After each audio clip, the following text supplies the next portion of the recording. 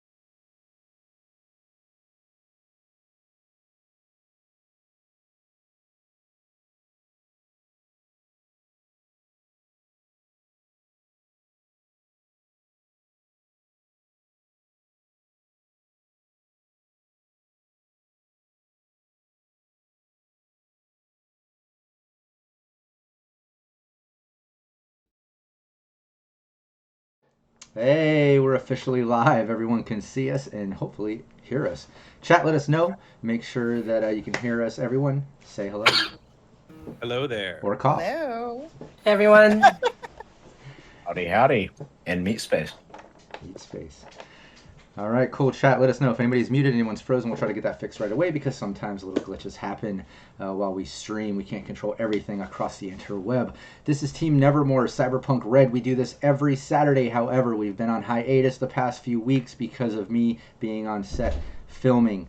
I've been on set 12-hour days, an hour to 2-hour commutes one way and then back home, and it's just been kind of crazy. So we haven't been able to get into this. However, we had the weekend off from filming with a couple extra prep days, so I was able to dive in. I hit up the team last minute, and everyone was like, fuck yeah, let's do it, and we all just kind of jumped in. Very little prep. We're going to do some improv here, and we're going to have some fun. I definitely want to encourage chat to contribute ideas as we go. I could definitely use them, and let's push this game forward. Yeah, like I said, this is Team Nevermore. We do this every week, and I'll get into the details about this team and exactly how they work and all that good stuff. But before we do that, let's do like we always do. Let's go around the table, everyone. Take a moment to introduce yourself, let people know where they can find you online, and then introduce your character. Hey, thanks for the follow, Rusty. And yeah, Will, start it off for us. I'm Will. You can find me on Twitter at Billy Huddles. Or on the Cyber Nation Uncensored Discord as Rook.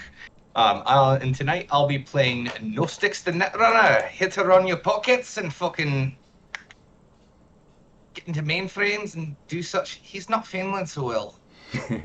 And causing a little chaos that ended up getting someone killed last session too. Shit got crazy. Let's not forget. Yeah. Himself. Yeah, let's not forget that part. That was insane. Nick. Hello there. My name is Nicholas King. You can find me online in a bunch of different places at the King Square, Twitter, Instagram, TikTok, where I'm doing a bunch of cyberpunk related videos right now. I'm also on our Discord channel, also under the King Square. But tonight I will be playing Hank C, the rocker boy / fixer of the group.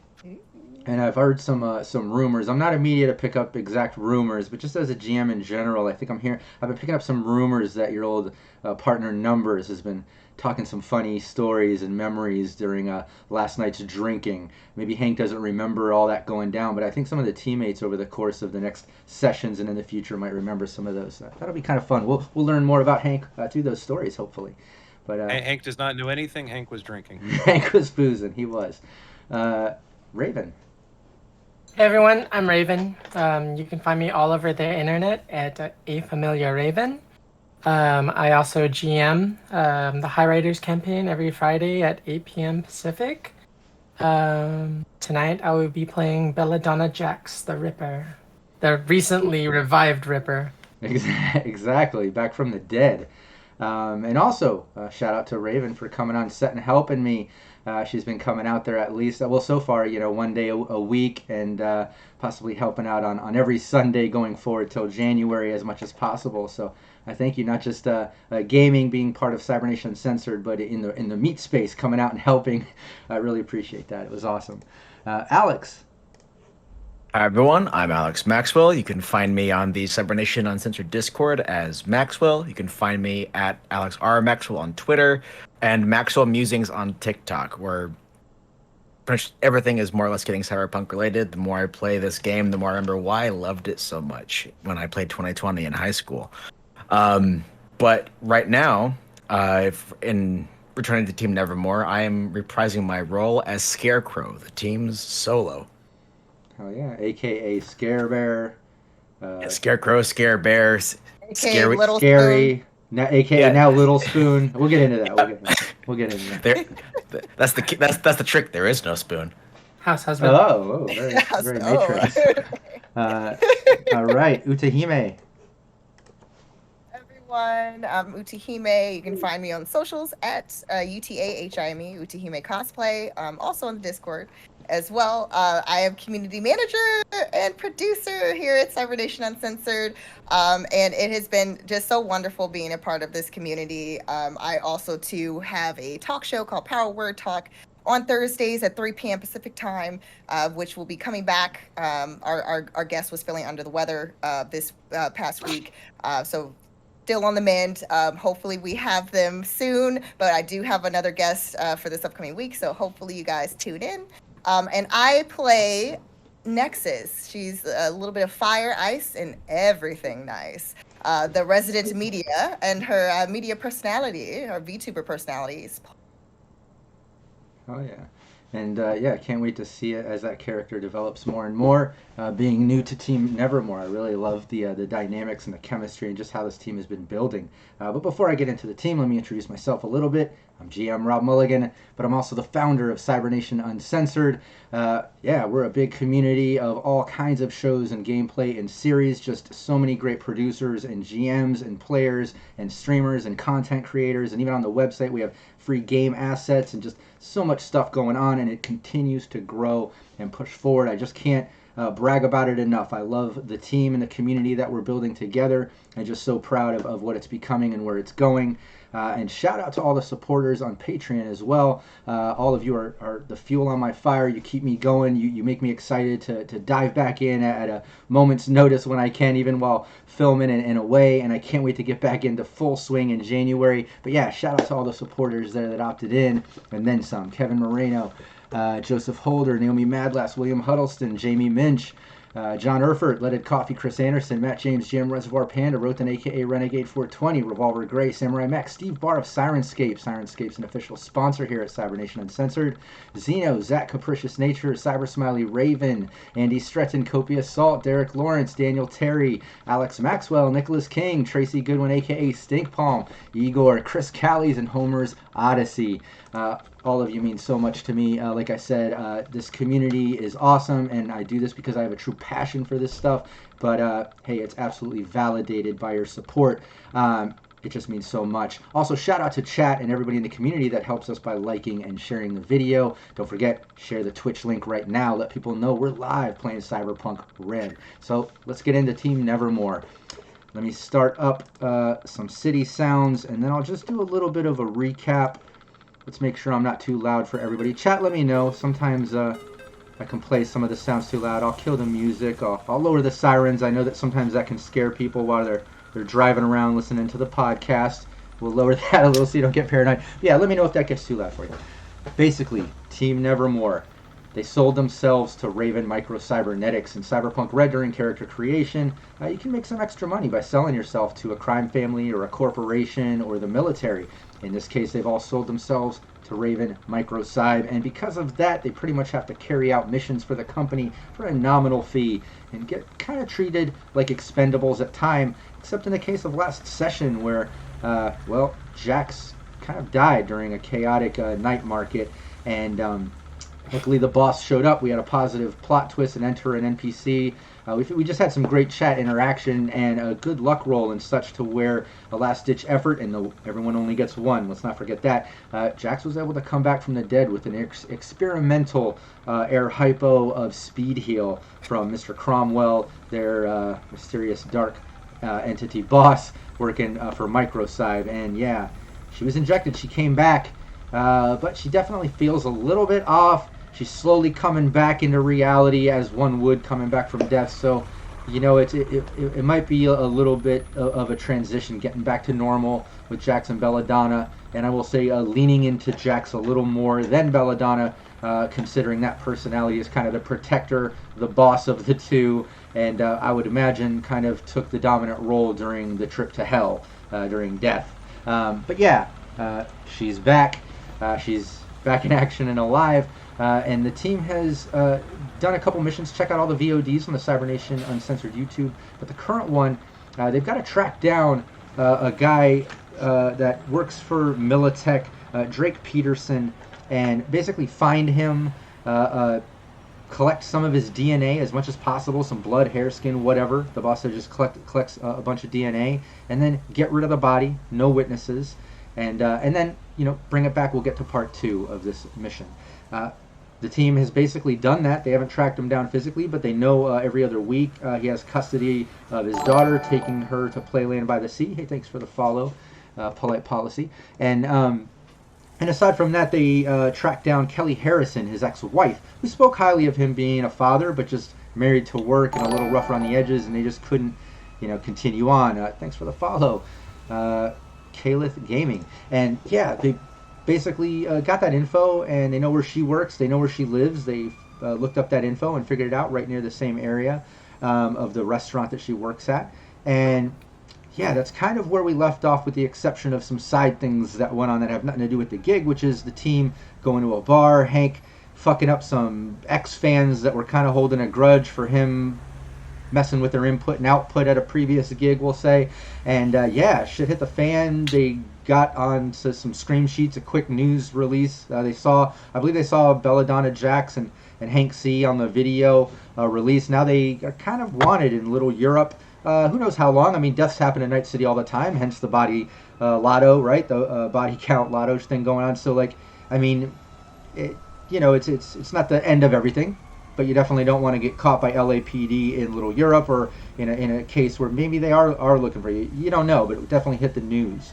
Aside from that, they hit up a night market, and that shop got some cool things, but it got raided by another crime family, and shit just got crazy. Gnostics ran into battle, I think, kind of thinking, hey, if we fuck them up, we can get a hookup at the night market. But I soon found out that crime family came in full force and just started fucking everybody up. Just the clash between the night market vendors and them, and everybody took some damage for the most part. That's where Jax died. But like I said, came back from dead. They ended up back at Jax's Ripper Dock spot, having some drinks. Hank called up his old buddy Numbers, who fixed up everyone's armor for a nominal fee, and everyone's SP is back to normal. Even upgraded Belladonna Jax's submachine gun to that excellent quality one that she bought at the night market, and that was just as a favor during drinking and hanging after repairing the armor. He caught a combat cab home as everyone passed out. I think we left off with Nexus spooning up the Scarecrow, making Scarecrow with a little spoon. Did I leave out any important parts before we jump into this? Or was that a pretty decent recap? Yeah, pretty straightforward, yeah. Yeah, I'm pretty impressed with myself, to be honest, because it's been a while, and I was like, damn, am I going to remember everything? Once I started saying it, I was like, it all just came right back to me as if I was watching a fucking movie or something. It was awesome. You guys are such great role players and making this story come to life. It was easy to remember everything. So let's get into it. Everyone got good sleep. Make sure everybody has HP equal to their body stat back if they needed to heal any more other than getting some speed heal from Belladonna. I think you used some of yours on some that needed it, if I'm not mistaken. Yes. But everybody kind of wakes up, and we're going to go around the table as everyone's kind of going through their morning rituals, maybe eating some breakfast or drinking some coffee that Belladonna or Jax whipped up. And everyone, I'd love to discuss what your characters were dreaming about last night after such a chaotic night and losing Belladonna Jax and all that stuff. I'd love to go around the table and discuss that. Let's start with Gnostics. You kind of woke up first, maybe some stresses, maybe some regrets, a little hangover from trying to drink it away. But yeah, what did Gnostics dream about last night as everyone's gathering up?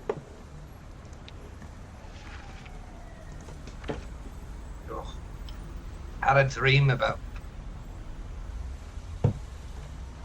nomads that carried me here from the East Coast to Night City. Just shit that I got myself into is this memory. It's like a memory dream. It's not the first time I've possibly gotten somebody killed, so just remembering a time back in the fucking desert. There's just a member of the clan dead and everybody looking at me.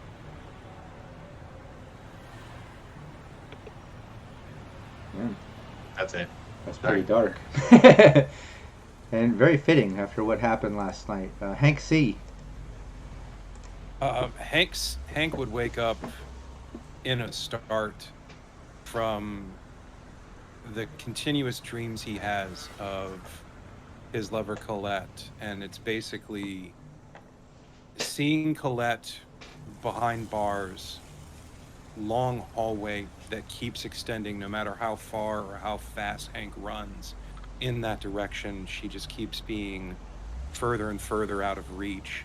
And as he's running down this long hallway, he starts to see the glimpses of the people that have left him, his parents leaving him behind, seeing Min's father being beaten to death at a riot that Hank started.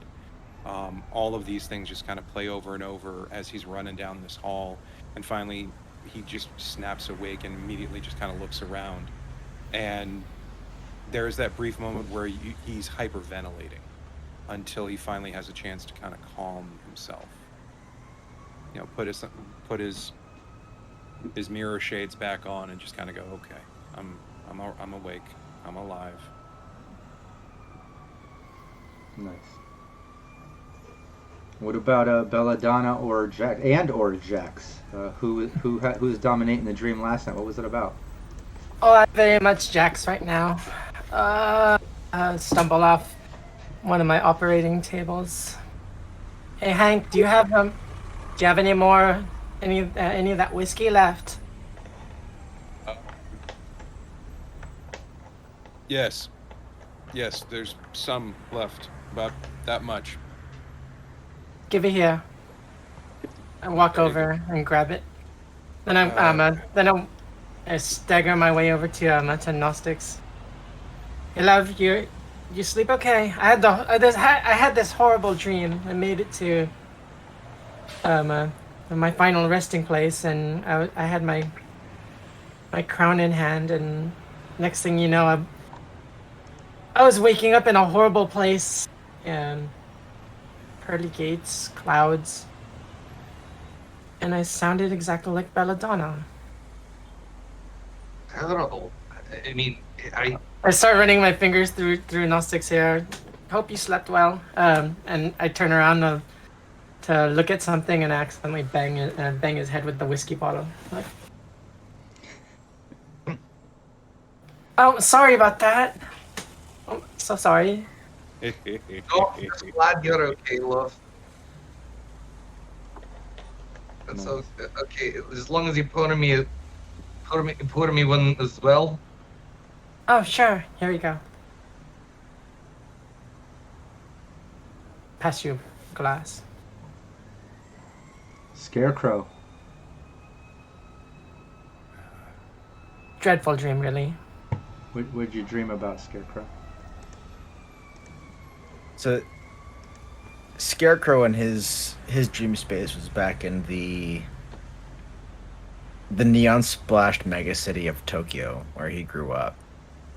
Is that kind of like that surreal moment when your like memory feeds into the dream, but everything that seemed so huge when you were a kid scales as you grow up. So the buildings seem taller, and everything like all like the neon and the hollows seem stretched out and to almost like a grotesque and surreal degree.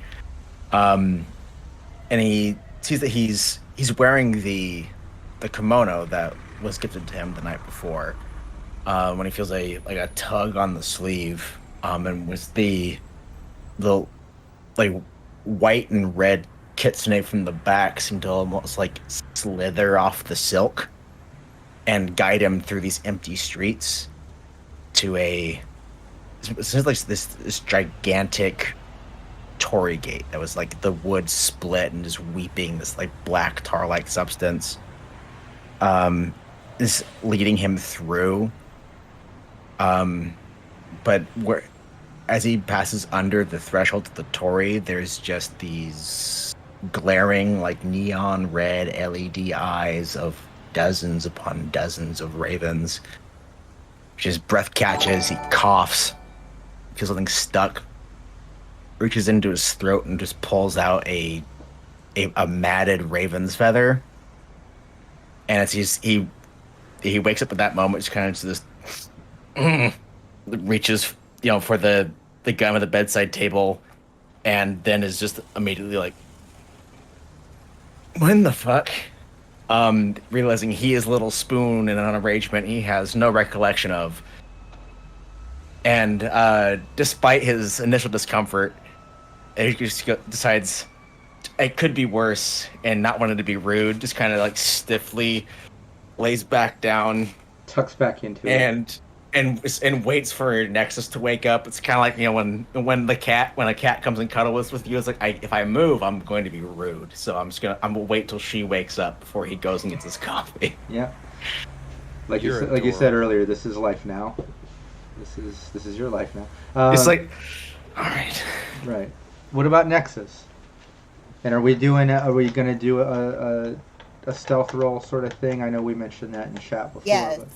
But... Okay, cool. Yes. So basically, she will have had some rest. So absolutely, yeah. What was the dream? So the dream that she had, basically, in her dream state, it almost is like she was kind of transported to Kyoto, Japan. Like it was really beautiful, this beautiful almost garden with lots and lots of cherry blossom trees kind of surrounding, but it almost, that it's definitely not this time period. It seems like it's a totally different time altogether, and it almost even I think she knows that she's dreaming because of the fact that it almost resembles a painting. A painting that she definitely has a connection to from her childhood. Scarecrow is there, kind of, like it's almost as if they're sharing sake together. They're wearing the kimonos from the night before. Nice. But out of the corner of her eye, she sees a figure, and it's someone who she hasn't seen in a long time. A gentleman who's about 6 foot tall, tan skin from working outside so much. His hair shaved on the sides, but the top part is pulled back into a knot. And he is of Japanese descent. And she gets up kind of suddenly, and she tries to yell out, "Hiro," but nothing comes out. The gentleman turns briefly and then starts to walk away. And in that moment, she tries to follow him, running now at this point. lifting her kimono, but she doesn't seem to reach him. And that kind of startles her awake. Which, obviously she had been cuddled up. She would have tried to, at that point that she wakes up and her breathe, she's trying to kind of fix her breathing because of the fact that she was actually running in her dream. And it kind of threw her off kilter a little bit. But once she kind of collects herself, she's going to try to sneak away. But in doing so, trying to make sure that everyone else at this point, because it would have been like this is like before, morning, like a little bit before morning time, like, I don't know, 2 o'clock, 3 o'clock, whenever they all kind of like everything was winding down. So that's when she's going to try to leave. Nice. Yeah, and I picture too that running can't catch him. That sort of feeling in a dream where you're like running in water and you just can't seem to get going. It's so frustrating. Yeah. Ugh, I hate that. But yes. Yeah, you wake that's the feeling. Oh yeah, so frustrating. Like, but yeah, you try to sneak out of that spoon situation. I'd love you to give me a stealth roll, and I'd love Scarecrow to give me a perception roll. And sure. Scarecrow, you're going to have a -2 because you're asleep. I was about to say. Excellent. All right, there we go. Oh, it's been a while. Right. Now I don't know where my sneak is. What time is it, would you say, Rob? Probably closer to like 3 a.m. Sometime between 3 and 4 a.m. I would think. Witching hour. We're waking up like just in the middle of the night to just drink a little bit more. No. Oh my gosh! This is the time when Nexus sleeps out a little early from her dream. But everyone else, the normal wake up is kind of like we'll say like a 6 a.m., 7 a.m. sort of thing because you're up drinking late. Rob, in this instance, who's the defender? Would that be? It would be. Yeah, I guess it would be Nexus because she's trying to hide her stealth, right? You're trying to perceive it. So. Yeah. Is it tie? Okay. Yeah. So tie goes to her. Yeah, I would say as you're slipping out, there's even a moment where Scarecrow kind of just, and you like think he's gonna wake up, and then he just like goes right back to sleep. It's like that close that you almost woke him up. I probably would try to position the pillow so it's simple. If there's a pillow, it's like the shape of her body against him. Oh yeah. And a failed attempt of like sort of positioning really quickly, like kind of trying to tiptoe out. Yeah. Do we walk of shame? Do we need to have everyone hit the headphones off while you walk away for a moment? Sure. Yeah, if everyone could take that for a moment. Yeah, so you slip out, everyone's asleep. You almost woke up Scarecrow, but you're able to kind of get out the front door. You're at that sort of alley entrance, middle of the night. City's still pretty active, but not as much as booming hours. But it's kind of a cold chill hanging over the combat zone tonight. What is Nexus doing?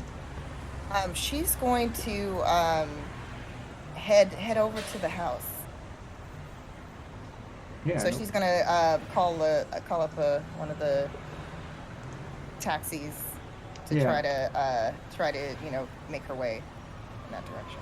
Yeah, just a 50 Yetis combat cab gets you right over there. Combat zone over to combat zone, and yeah, you're at the house of your family. Why don't you describe who in your family would be there? I know we've been talking on the phone. I think chat's been picking up a little bit on calls with your brother. But now is a little bit of a reveal as you get there and family's there, and chat can see. And chat don't give things away to the rest of our players that don't have their headphones on, but just so chat knows, as Nexus pulls up to the house, you can see some definite tiger claw insignia and things like that. If anyone remembers the previous session where the team kind of framed tiger claws during their gig for Raven Microcybernetics, it's kind of fucked up, and Nexus is part of Tiger Claws, but you get to the family house. Describe family and who's there and all that good stuff. Yeah, when approaching, basically it would probably be some of the usual guys who kind of keep watch, making sure nobody starts some shit. Obviously, because they're up to a lot of gangsta stuff. So basically, it would probably be Johnny and Alex, who basically she would see. They're both fairly large, like muscular guys. One is probably around like 6'3". He has like a bunch of like basically just large like tigers on either side, kind of looking like they're about to attack on either side of his biceps leading up to the shoulder. And then he usually wears like kind of like tank top and like joggers, but like they always have this kind of within the joggers kind of like this kind of LED kind of threading to it, so it can kind of change based on his mood for the day.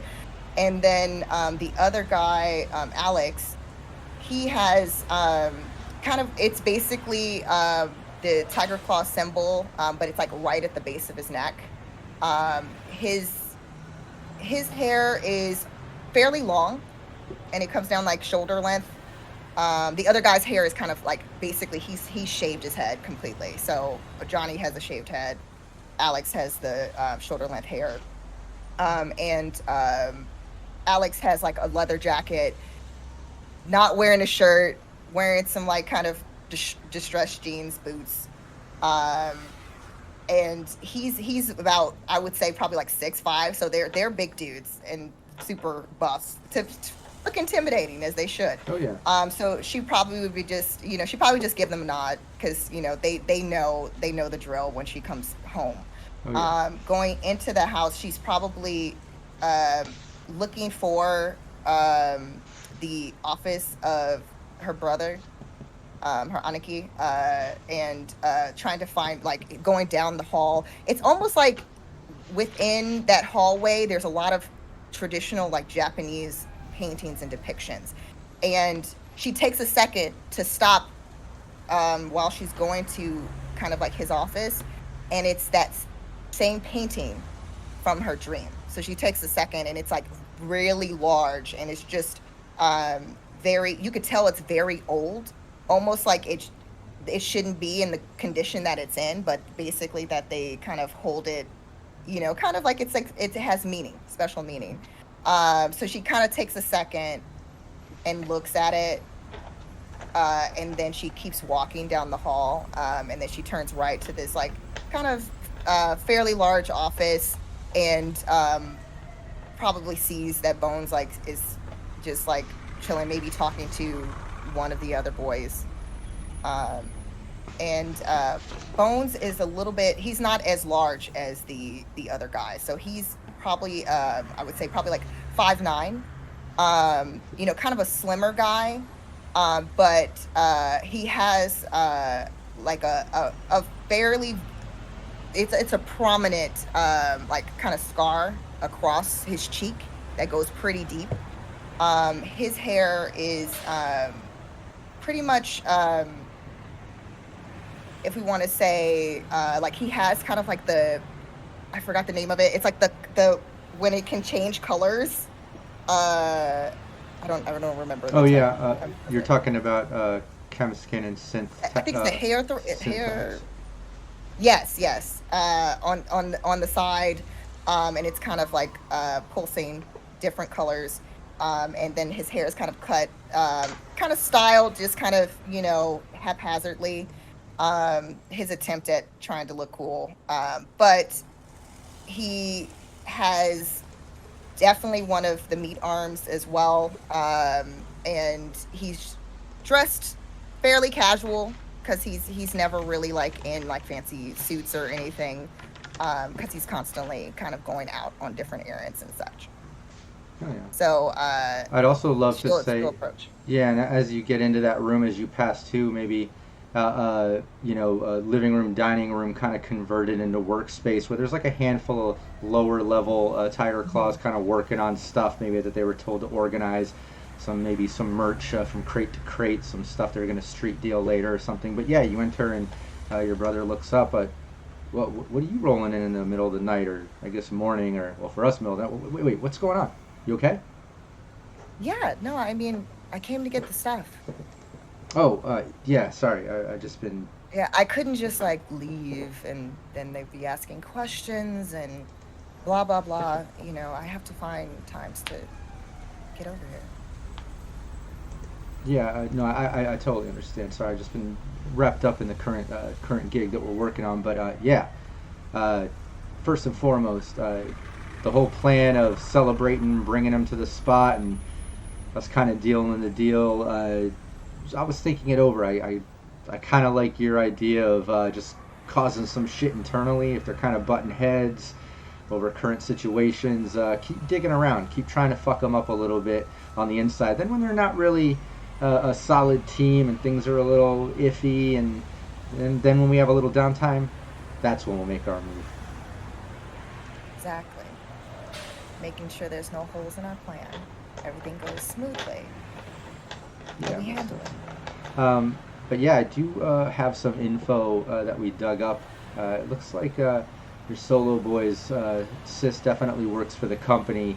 We were able to track down her personal info. It looks like she's living in this apartment right here. He kind of jets over info that just digitally transfers to your agent, and you can see there's kind of a big stack in Haywood, just living stacks for like low level corps and stuff that haven't made it into exec zone status yet. But he explains, like, look, this is her spot. I mean, it's low security, it's a stack, so I mean, if you ever wanted to fuck her up, scoop her up, or use that as leverage, at least you have that now. Always an option. It's good to have multiple in this situation, that's for sure. I mean, they're an interesting bunch. They look out for each other. That's going to make it a little bit more difficult. Well, if you leverage some of their internal shit, you know? It's true. Maybe they won't have each other's backs as much. What's up? Oh, no, I remember you were mentioning our little scare bear's real name. What's his name again? Oh, yeah. Do we have any more information? Yeah, and I do, and I didn't write it down. Hold on. Oh, no, I don't have it in front of me. No, we'll pretend that basically. We'll pretend that, yeah, he gives you that because I did have that it. information. I think it's in the other BTT, and I didn't have time to transfer it to the sheet. But yeah, he gives you his real name. He's able to dig that up. And even some of his history of him working with Arasaka and stuff in the past is kind of low-level security in Tokyo. You know, there's this really interesting friend that, our little Hank C has. Numbers. It's very interesting. Oh, really? Are you able to get some information on him? I'll see what I can do. I mean, look. It seems like he's connected to him, like they go back, way back. Yeah. So any other angles we can pull, strings, might be useful. Oh yeah, no, this is all good stuff. Look, sis, I originally thought you're gonna get in, be a little bit of a mole, get them all to go where we want them, and then we just sweep through, butt heads. But I'm loving this little darker side to your planning. I love it. Let's keep fucking them up individually, using shit against them. I'll look into this numbers guy. If you get any more information on him, send it over. Anything more than just his handle. And if anybody else has people they're close with or anything like that, keep digging, and we'll do the same. Appreciate it, as always.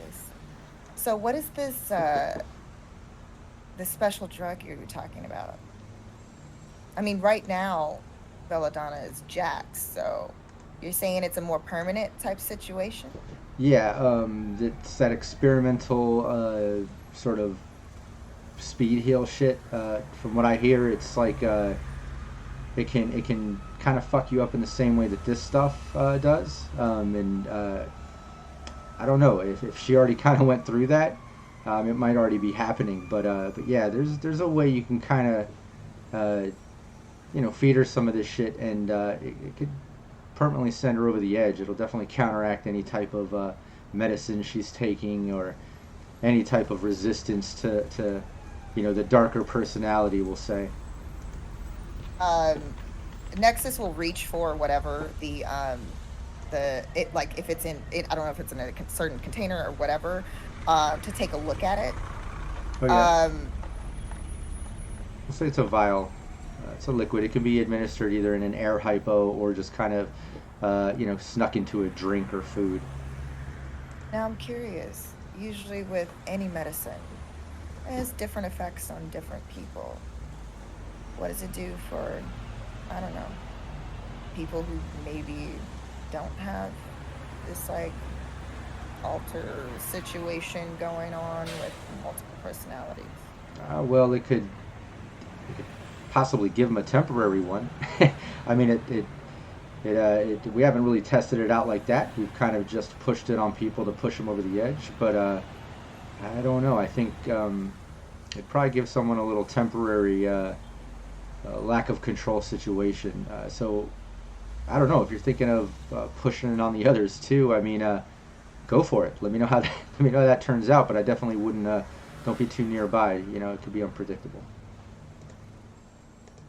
Yeah, I was thinking exactly that. Definitely being away from the danger. I'll keep this. Just for funsies. You never know. And then she basically slips it into her coat. She's gonna, kind of almost like as if she's about to leave. Is he here? Who's here? And she's implying her father. Oh, no. Figures. And then she starts to walk, and then when she exits, she kind of peeks her head in. Bye, Aniki. And then she kind of goes to leave. She's gonna actually head once she leaves. She's going to go to her apartment over at Samurai Sushi, where she stays. It's her separate place. And she's going to basically get change clothes, so then that way it's an excuse for why she's been away. Yeah. And so she's gonna basically change her clothes and whatever, get freshened up and everything, to head back to the Rippers. Okay, perfect. Everyone put on your headphones.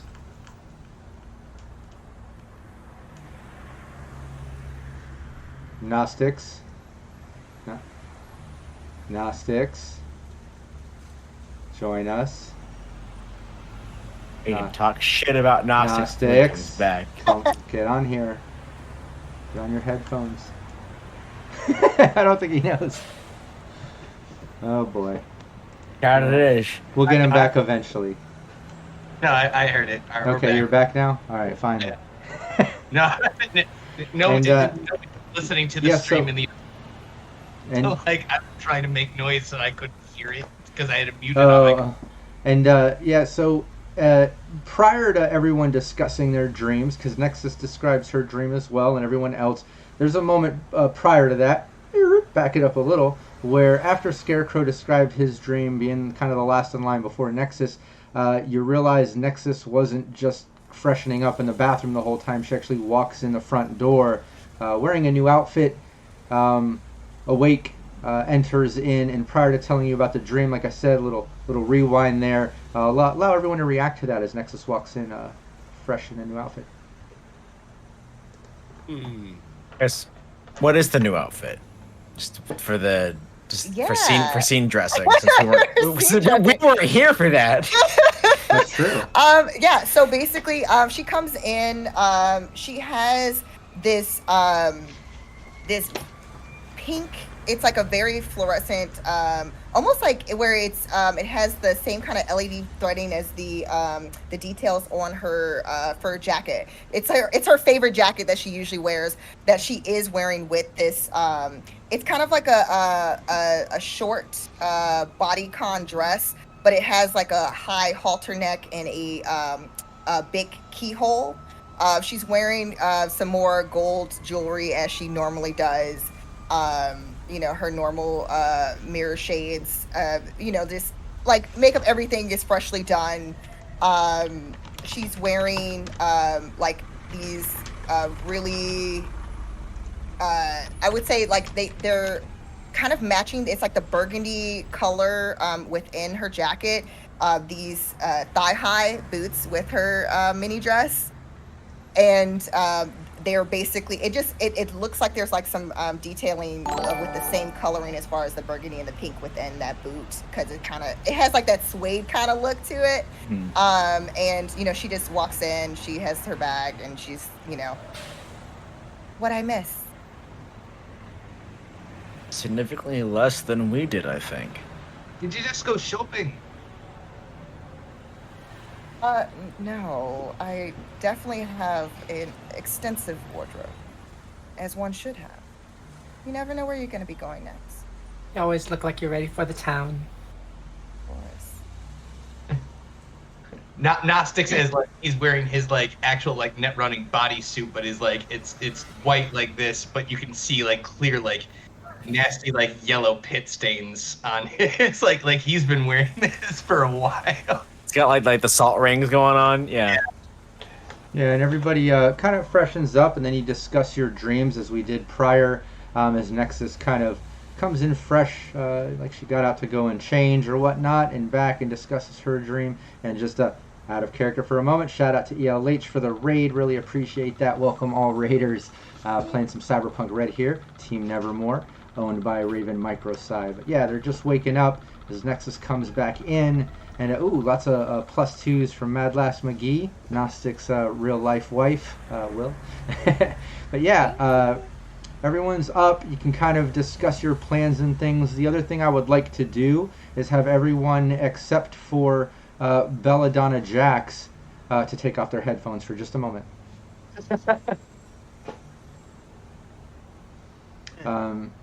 Yeah, so let's talk shit about all the other players. No. Just kidding.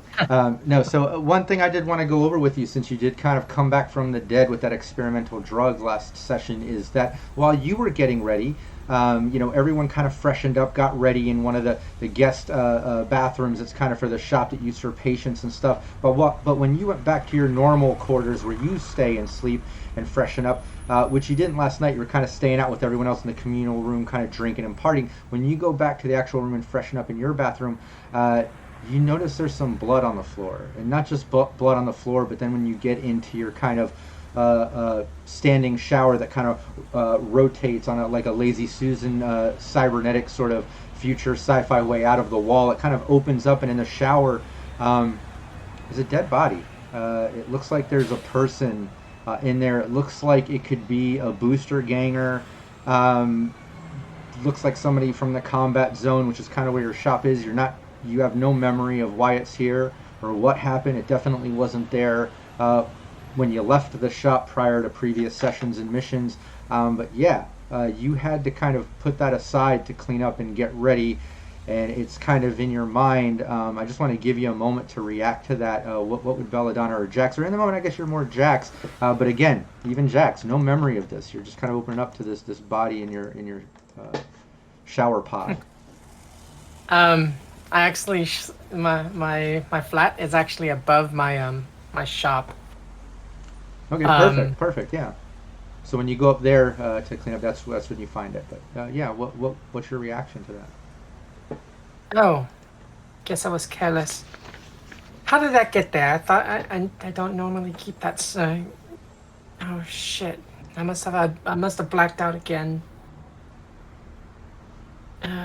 Okay, I better tuck them away so they're not seen. Make sure I retrace my steps and make sure that there's no blood trail coming up the stairs. And yeah, there's definitely some blood to kind of clean up before you can get yourself ready. And as Jax is kind of coming back from realizing that she was possibly a bit careless, it also comes into memory that you haven't really dabbled in this in a long time. Maybe there's been some battling of personalities, whether it be meditation, just trying to find balance or whatever it might be. You definitely feel like you've lost some control. You don't remember doing this. You thought you were sleeping all night after drinking, but obviously there was a moment where something happened.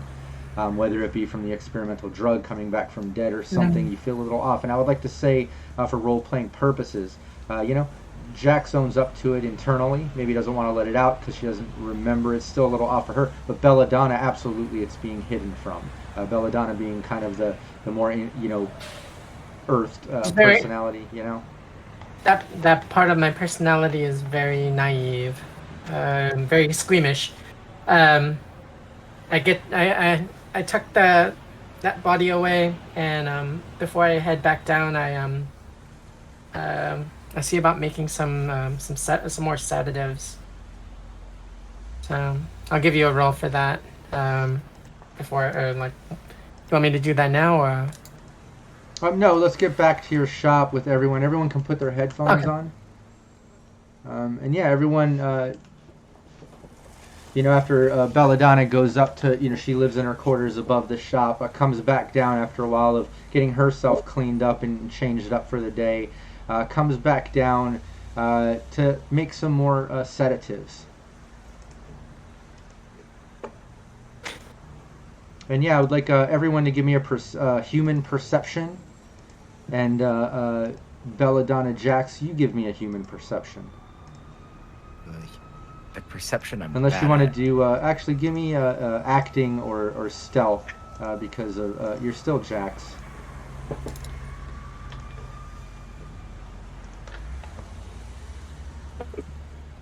Ooh. Critical success there. She's far better at peopling than we are at peopling, apparently. Yeah. Nexus, did you give me that? Oh, you're the first perception up there. Jax just seems normal, just freshened up, cleaned up, comes on in and makes her sedatives.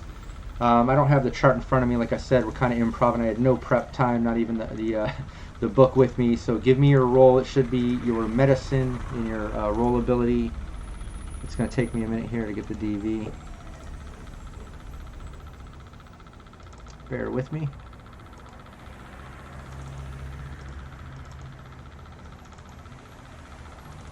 Medicine or pharmaceuticals? Pharmaceuticals, I believe. Okay. Let me just double check that one. Are this is part of your med tech, isn't it? Mm-hmm. Yeah, I think it's pharmaceuticals.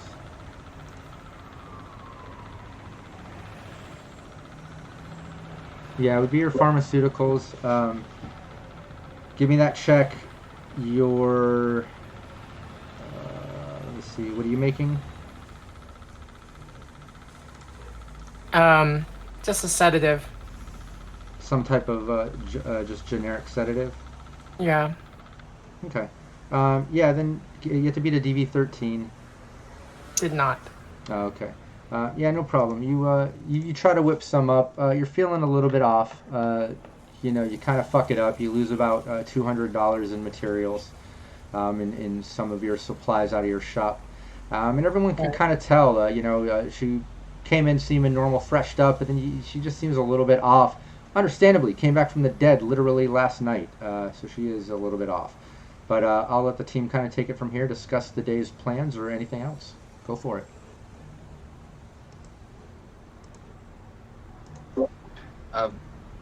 Actually, I'm gonna hit the ice machine down the hole real quick. And without a word, Gnostics excuses himself down the hall. On that note, out of character note, I needed to duck out real fast. I will be extraordinarily quick. I'll be right back. I apologize. No problem at all. I know sometimes he has to give the doggy some insulin and stuff, so it might be a little break for the puppers. But was that Scarecrow? He comes back in a brand new outfit. I'm gonna lose my shit. I walk after to check on him. Didn't I get you a special outfit already? Do we need to go shopping again? Oh. Just the Hank pulls out his agent again and just covertly takes a picture of Scarecrow. No, it's just the two people going out, coming back again, having done some sort of extracurricular. So if he comes back just the 9s at the first time I've seen him, then I'll know something's absolutely wrong.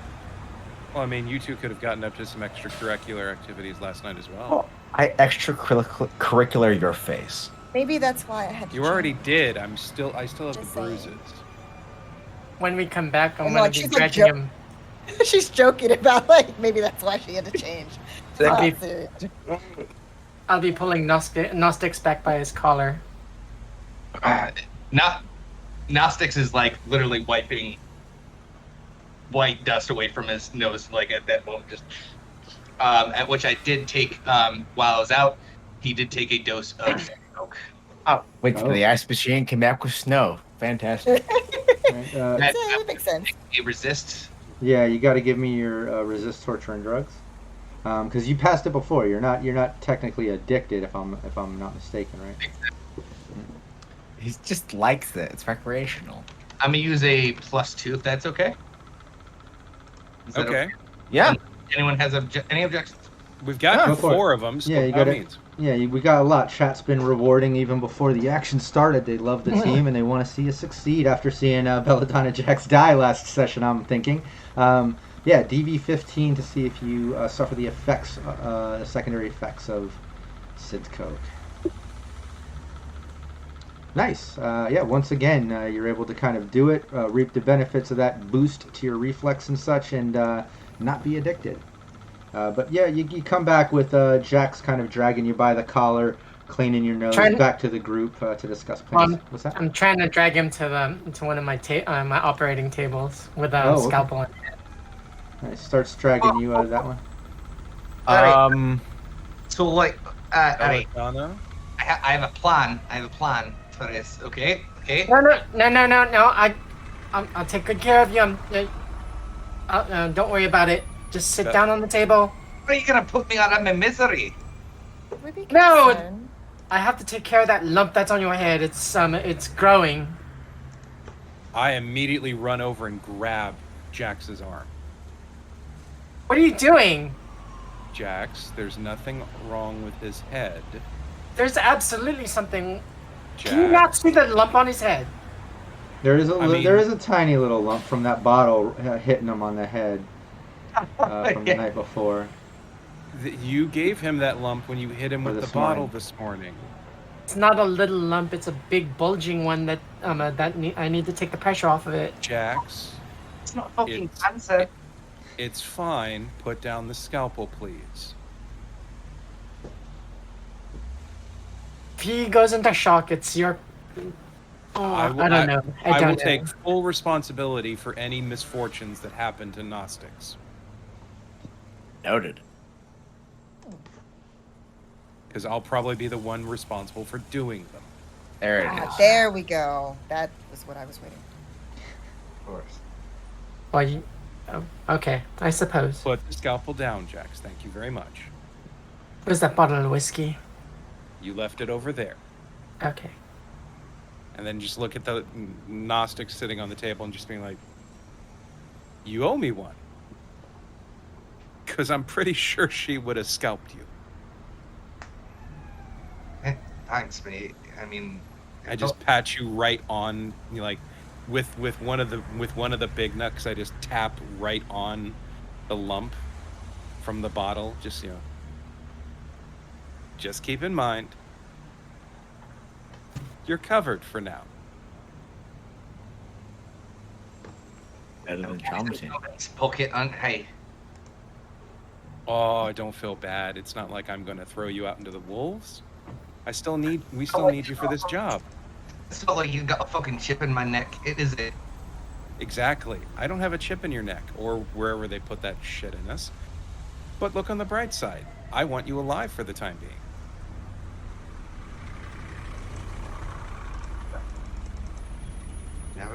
Never fail. Hey, I could have shot you last night. So yeah, it goes like either I get people killed or they end up hating me. So this is this natural cycle of things, I suppose. This is all very touching, but what are we gonna do about our target now? Oh, The fucker at the... I don't make the plans. I'm looking to our fearless leader. You looking at me or are you looking at? Oh, looking at you, scary bear. Scarecrow's like looks behind him to make sure Cromwell's not like a fucking sleep paralysis demon in the background. He's like, okay, all right, I'm awake. All right. Well, we have more or less an established plan of action with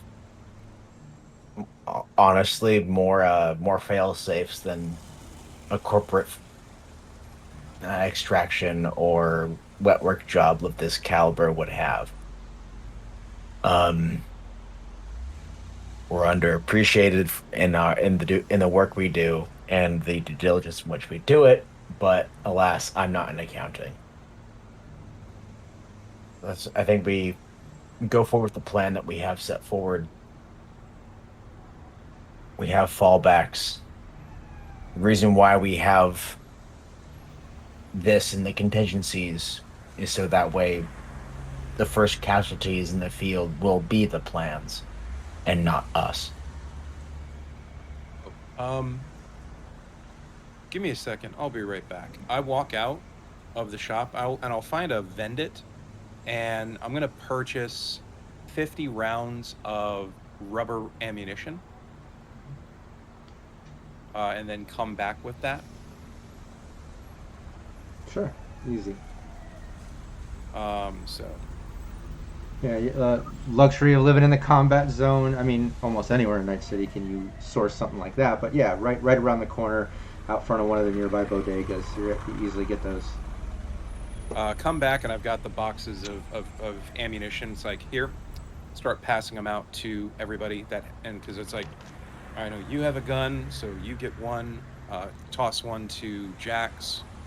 Toss one to, actually, Gnostics, do you have a gun? No, mate, just the...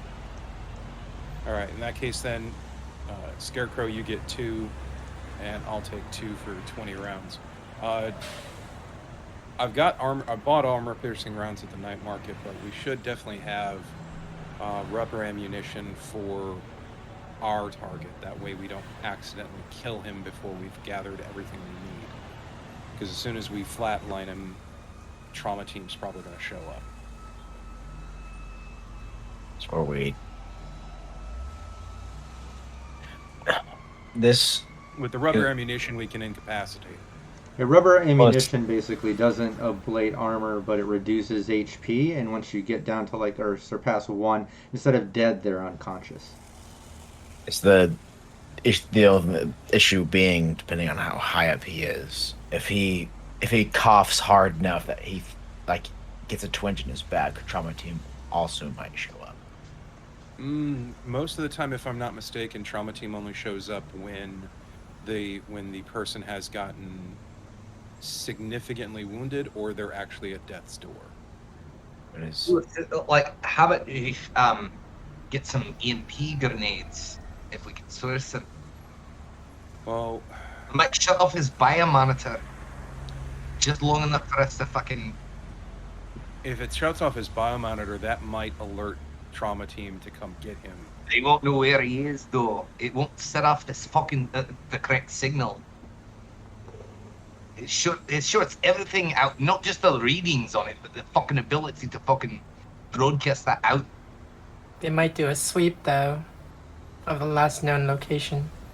if we can. Fucking long gun. That's where if we're able to incapacitate them with an EMP. And then we use Jax to fucking cut the fucking biomonitor out. We fucking throw it on the highway. Well, we're in fucking traffic. They'll never fucking find us. Except that comes down then if we do jack him in his car. Would that be? Is that something that will be within your purview as a netrunner too? I'm going to presume that his company car is low jacked. Yes. We'd be able to get in there and turn it off. So we've actually talked to the ex-wife. So like they're supposed to make the handoff right at the play place. So we have her home address. What if we were to get up there and I send an email from her computer and so that they actually have to meet at her apartment instead of the actual playland by the sea. So he has to actually pick his daughter up there. We get them away. Well, I'm up there sending that email, and we have him show up, get him in his car, and fucking toss it off. We avoid the crowds at fucking Playland. Scarecrow like leans back and probably like I presume like the sitting on the like the waiting room couch, so that kind of like that polyester creak. It's, you know, scratches at the scar on his chin. Because okay, that Unfortunately, I can't source EMP grenades. That's outside of my contacts at the moment. However, sending the false flag email to meet at the wife's or the ex-wife's, especially if it is outside of the scheduled period, be it emergency, however you want to spin it, chances are there's a better chance he will show up solo there than having a potential security entourage as he would at the Playland by the Sea. If he's just going and wants to keep his family dramas private and not be overheard or speculated upon by security staff for any indiscretion. I mean, the problem is she lives in Little Europe, which means we're not. She lives in Little Europe, which means we have the chance for street cams, security cams for the building, capturing our images. Leave that to me. And it's the complication of Little Europe. Well, I will not throw stones. That was in university. That was in the university district. Was it? It was. Never mind. I'm stupid. Scarecrow is tired. He's having his coffee. You That should have was in the slept like a university. baby. You actually were. It was quite cute. Aw. It was quite adorable. Anyway. Well, are we saying that we're going to have Kelly drop off? Basically, where she leaves her house, we make it like he messaged that she has to meet over at Playland by the Sea. He gets the opposite message where he has to come to Little Europe, and then we intercept. So that way, they're far away. He's heading in towards us, and then we take care of the situation. Exactly. This is presuming that he doesn't pick her up already. The thing is, we can't account for everything given how anemic Raven's human intelligence tends to be. We should at least see whether or not he picks up the daughter first. If he picks up the daughter, then odds are he drops her off. Once he drops her off, that gives us the window we need to grab him and avoid involving his daughter. These are just options. You know, it's always good to have as many as possible in case things come up. So I think Gnostics has a good plan. We should consider that. Thank you. One of them. And your plan is also fantastic. That should be probably the first. And go ahead. Please.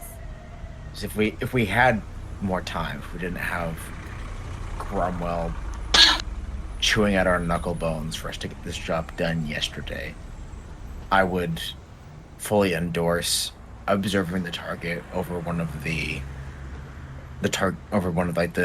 exchange periods. Or I take her out on the town. I get information, or you can hear the conversation that's being had. And then maybe that's just a little bit more intel from the inside.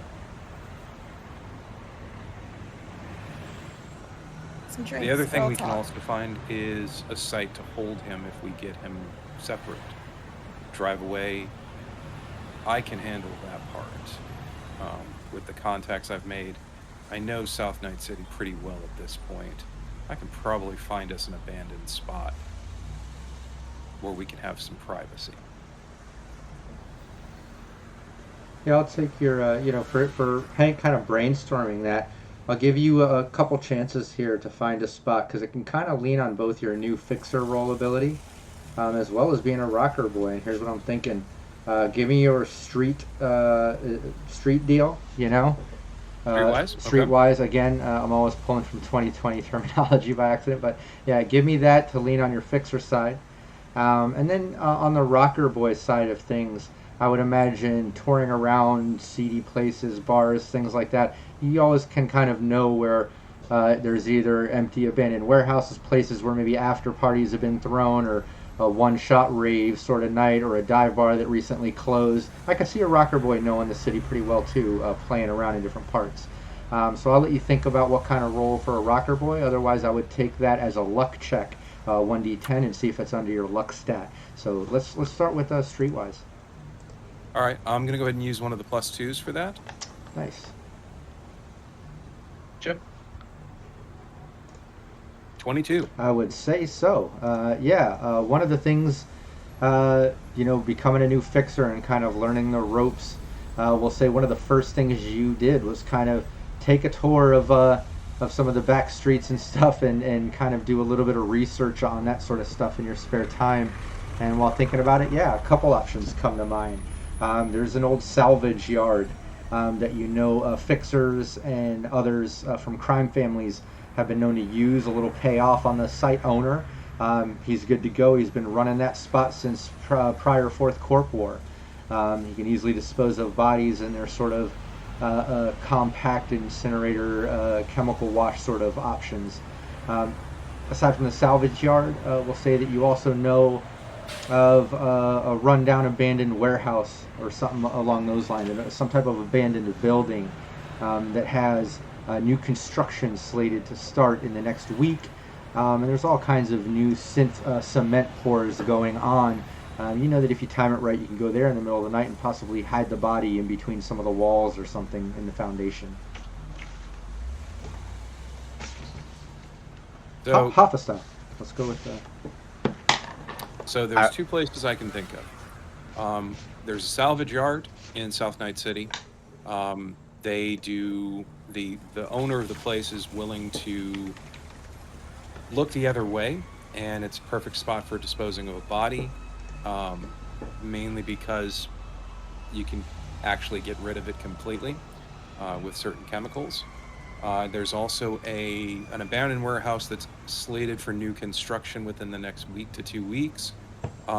They've got cement mixers on site for putting in the foundation, so we could make him part of the future of Night City. And I'm all for putting someone into a brick wall, so unless they get a cask of Amontillado out of it. I always liked that book. I actually like that book quite a lot.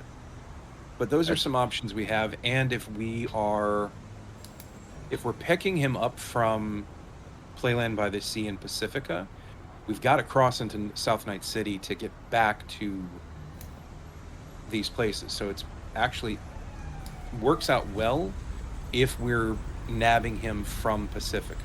If we're nabbing him from Little Europe, we've got to get through University Square, University District into South Night City. That's not as easy, particularly because there's a lot more cops, and Jackson, my faces are pretty well known at this point in University.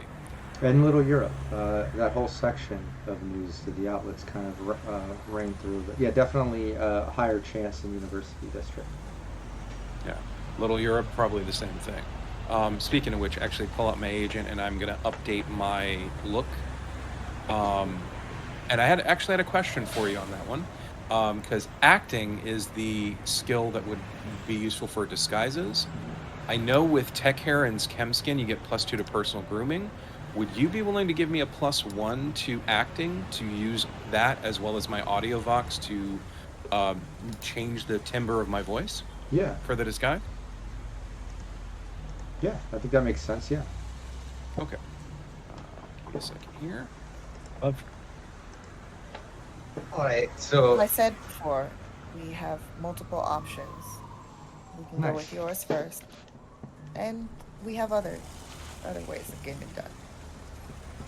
And, So, and just so you know, real quick to back up to Hank C. So that 20 roll, that's the DV for people's perception to figure out that it's not you. That's awesome.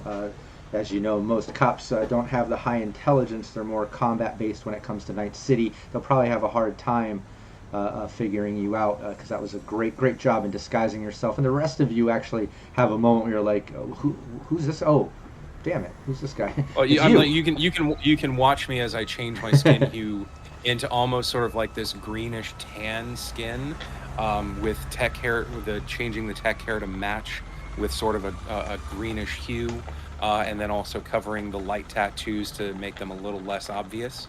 And then you also hear the voice kind of get a little bit, a little bit growly or a little bit deeper.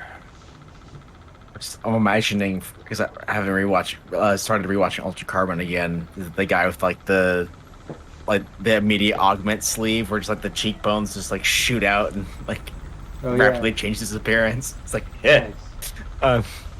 Yeah, I wasn't the only one to do a wardrobe change. Well, fun. Well, it's okay.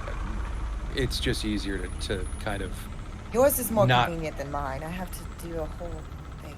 Well, I don't have your kind of money. That's true.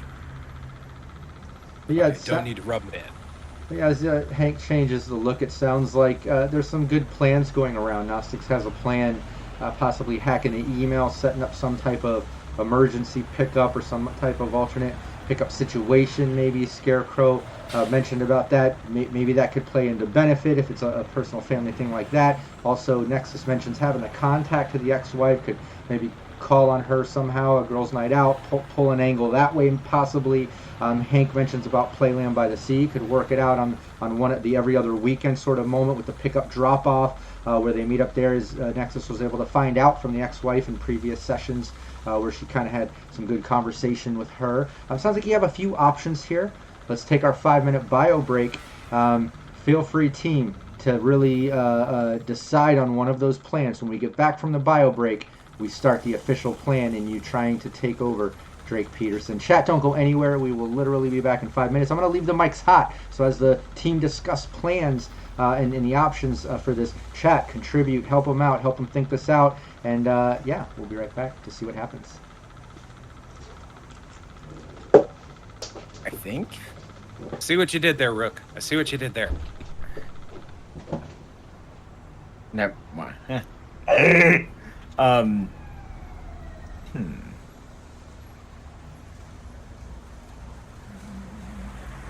Decisions. Like, I think honestly, the more intel we have about the guy, the better. So I'm inclined for, especially if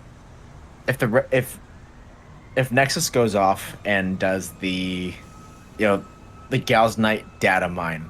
If there's a way that, like, through agent connection that would require Gnostics to potentially tail to, like, tap into her agent and I'm put a back door in it.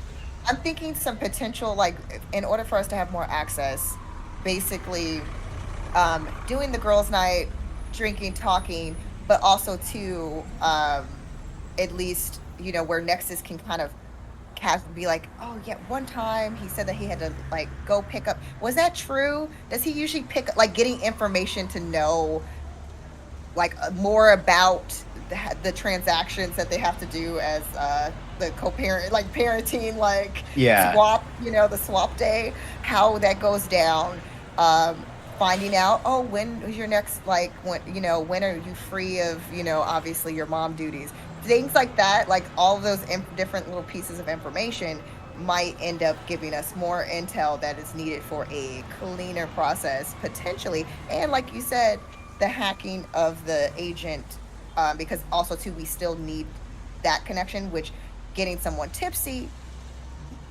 things slip out of pockets, or there's some type of, like, whatever net running stuff he wants to do. Things like that, makes it easier. So, but that's why I was thinking, okay, let's go that route before we execute Hank's plan. So then that way we have even more detail.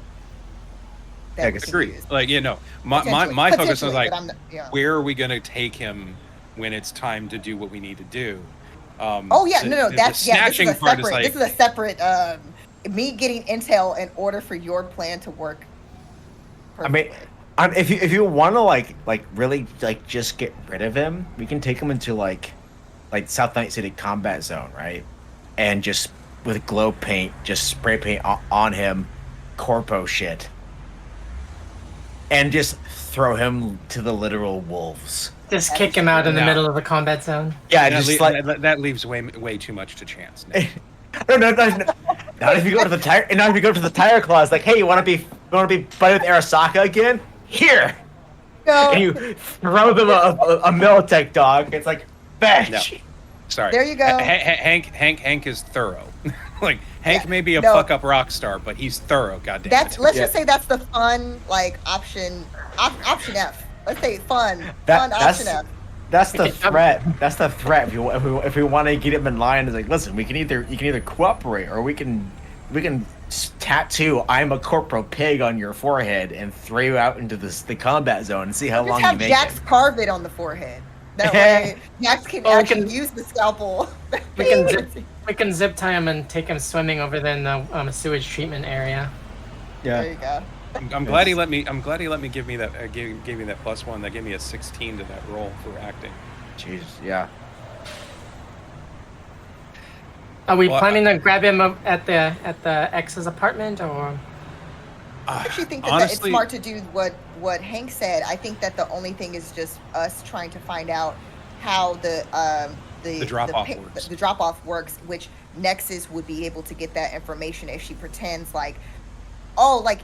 was he one time he said that he had to go drop off whatever, I forgot. I'm gonna look at the notes to figure out her name, but the kid's name, drop her off. Is that true, or was he just trying to whatever that I can angle it so then it seems like I'm just bringing up X drama when really it's getting information on how that happens and then kind of getting her to share more about that, and then the daughter's name is Alexis. Alexis, yes. I have it in my notes. I just didn't take a look yet. If we were able to do that, draw her away in the kid and get him to her apartment, maybe hook up some. I'll be back. Some nitrous from my, not from my office or not from my shop, but something outsourced that Hank C would be able to get. And hook that up to the air filtration systems out of the apartment? So I'm only able to get cheap and everyday items sourced. Okay. Because I'm only a rank 1. Okay, then you wouldn't be able to do the alternate is Yeah. these are almost freaking outlawed now, but I won't be able to get expensive items sourced until I'm rank 3. But Halon canisters? I think those might be expensive. Those might actually be premium. If it's premium, I wouldn't be able to source those until rank 5. You know what those do, right? Oh yeah. Very, very nasty, and it'll kill in seconds. Oh yeah.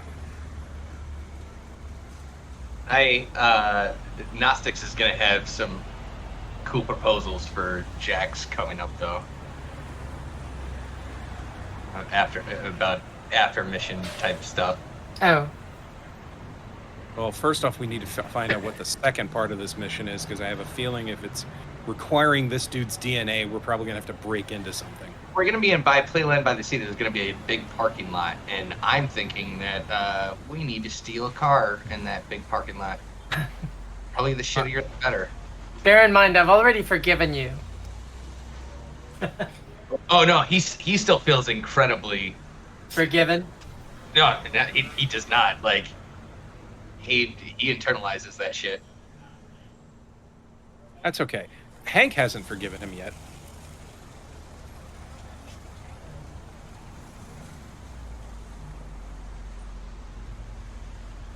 But yeah, I just asked two of my players, like since they're also GMs, about because I want to create them for my for high riders.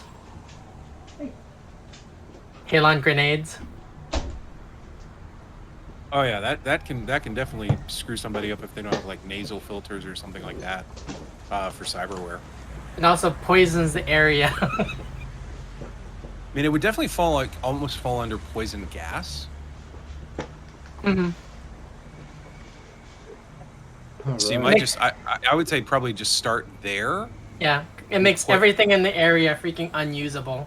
Invisible poison gas. Yeah. I just rewatched Blast from the Past with Brendan Fraser the other day, so I'm just invisible poisonous gas. So poison grenades. It's a DV13 resist torture and drugs check, and if they fail, it's 2d6 directly to their HP. I mean, if you were going with that option for the health, the Halon. Yeah, I mean, up it to like DV15 and then make it 3d6. Are we ready to come back? Fairly. Yep. Right. All right. Everyone can now see us once again. They could hear us the whole time. They could hear the team discussing plans. Hopefully they figured out what they want to do. Hopefully chat with some help there. Or maybe just at least listening in, hoping for the best. I know we've got some +2s. We've got some clever options that I heard everyone discussing prior to break. Let's get back into the gameplay. I'll let the team kind of lean back into some role play amongst each other as you solidify the plan. Let's go for it. So I think. Go ahead. Well, if anything, we're going to be by playland by the sea, so I imagined it's going to be a lot of cars in that parking lot. So I think it's about high time we actually maybe acquire yourself a vehicle. And there'd be plenty of shitty vehicles there. Actually, can drive a car. So just saying, just food for thought. Taking Kelly out in the town actually sounds like the best bit to get her out of her apartment. And to get some more intel. Mm-hmm. Sure. And then, Gnostics, you're gonna go out in the town with us, but just at a distance, for reasons. I thought it'd be going up to her flat and actually getting into her systems and. Or you could hack her agent. Mm-hmm. No, okay. Actually, I could pick that off other person. I mean, you could do that first. Continue to get her tipsy. We continue to get her more tipsy by taking her to more places. So you have plenty of time to go into the house and do what it is that you do. So, which would you rather prefer? Is it that I hack her agent, which I could pickpocket off of her, or Both. Oh, Why not both? So hit her up, like actually make the call so that we make plans. Then see what she's doing. Then I'm excited. Basically, Nexus is going to use her internal agent to, because her external one, guess what happened to it? You know, it got pickpocketed. It's gone. So she's going to, but she still had the information. So she's gonna basically message Kelly, and she's just gonna put like girls' night ? And then like little like devil emojis, like the little. Nice. Yeah, give me a conversation. Let's do a conversation check here. Yeah.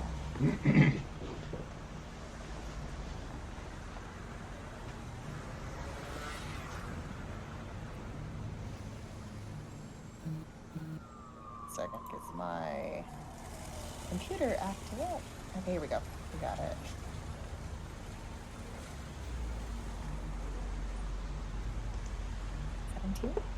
Nice. Yeah, you get a text back that just says, "Girl, I was wondering when you were going to hit me up. Ever since you mentioned it and we met, I've been thinking I really do need some time out." And Nexus is going to respond, "Of course you do. You work hard, and you're an amazing mom. So let's have fun." Yeah, you get hit back. She just says, "When and where I have some personal time I can take, and I'm long overdue." So after that message, then she's going to like lower her glasses. "So where and when?" I mean, if the kid's in school during the day, that would probably work best. Because if Gnostics is going to break into her place, we don't want the kid there. But the only time the kid's not there is when she's with her dad. So that kind of fucks things up a little bit. But if we can get her during like early afternoon, maybe some day drinking. Yeah. Get the agent instead of the computer. I Okay, mean, so the we're agent's thinking probably going to like, be lunchtime. or early evening. So what are we thinking? 1 p.m., 2 p.m.? Why don't you give me a deduction?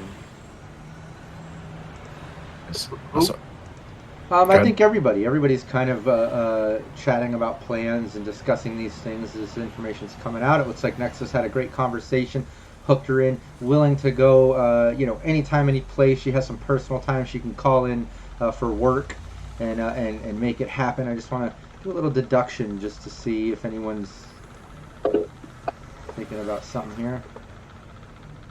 Nice. Where is that one? Wait. Education. Yeah, well, Gnostics already hit it. I want to see if Nexus hits it. She did. Oh no, that was conversation. No, sorry. no. My bad. Oh, here it is. Wait, got it. Sorry. No, definitely not. Definitely not. But no, So for Gnostics. places and stuff, yeah. Yeah, Gnostics. You're thinking though. As they're discussing, it kind of just clicks in your head, like she said the ex-husband takes the daughter every other weekend to play Land by the Sea. If it's not going to be every other weekend, yet the mom's willing to go out any time, it's like if you don't make it during that every other weekend time, where then you'll know the daughter's with the ex-husband, then she must be getting some type of babysitter or something along those lines, because obviously the dad has custody every other weekend. Other than that, she has to find care and stuff to be able to work or do things like go out. That's the kind of deduction assumption that you're kind of thinking. Makes sense. Where Scare Bear would come in. So yeah, actually, come to think of it, with every other weekend, the kid's gonna be at home, so The nanny service. I should have gotten that nanny services business card. Fuck! You should have. God damn it! I imagine the kid would be at home, so picking the agent actually probably is our best bet. Not having to run into the child. So then evening? And where? Take her to the spa. To a spa. Well, am I gonna be able to get quick access to her in a spa? Probably not. I mean, you could always take her to. I mean, there's got to be some places, near Little Europe. I think so. A restaurant where she'd be sitting, maybe like take off her coat and it's on a seat there. I slip by. Oh, trying to get by the table. Oh, I happen to grab her agent. Oh.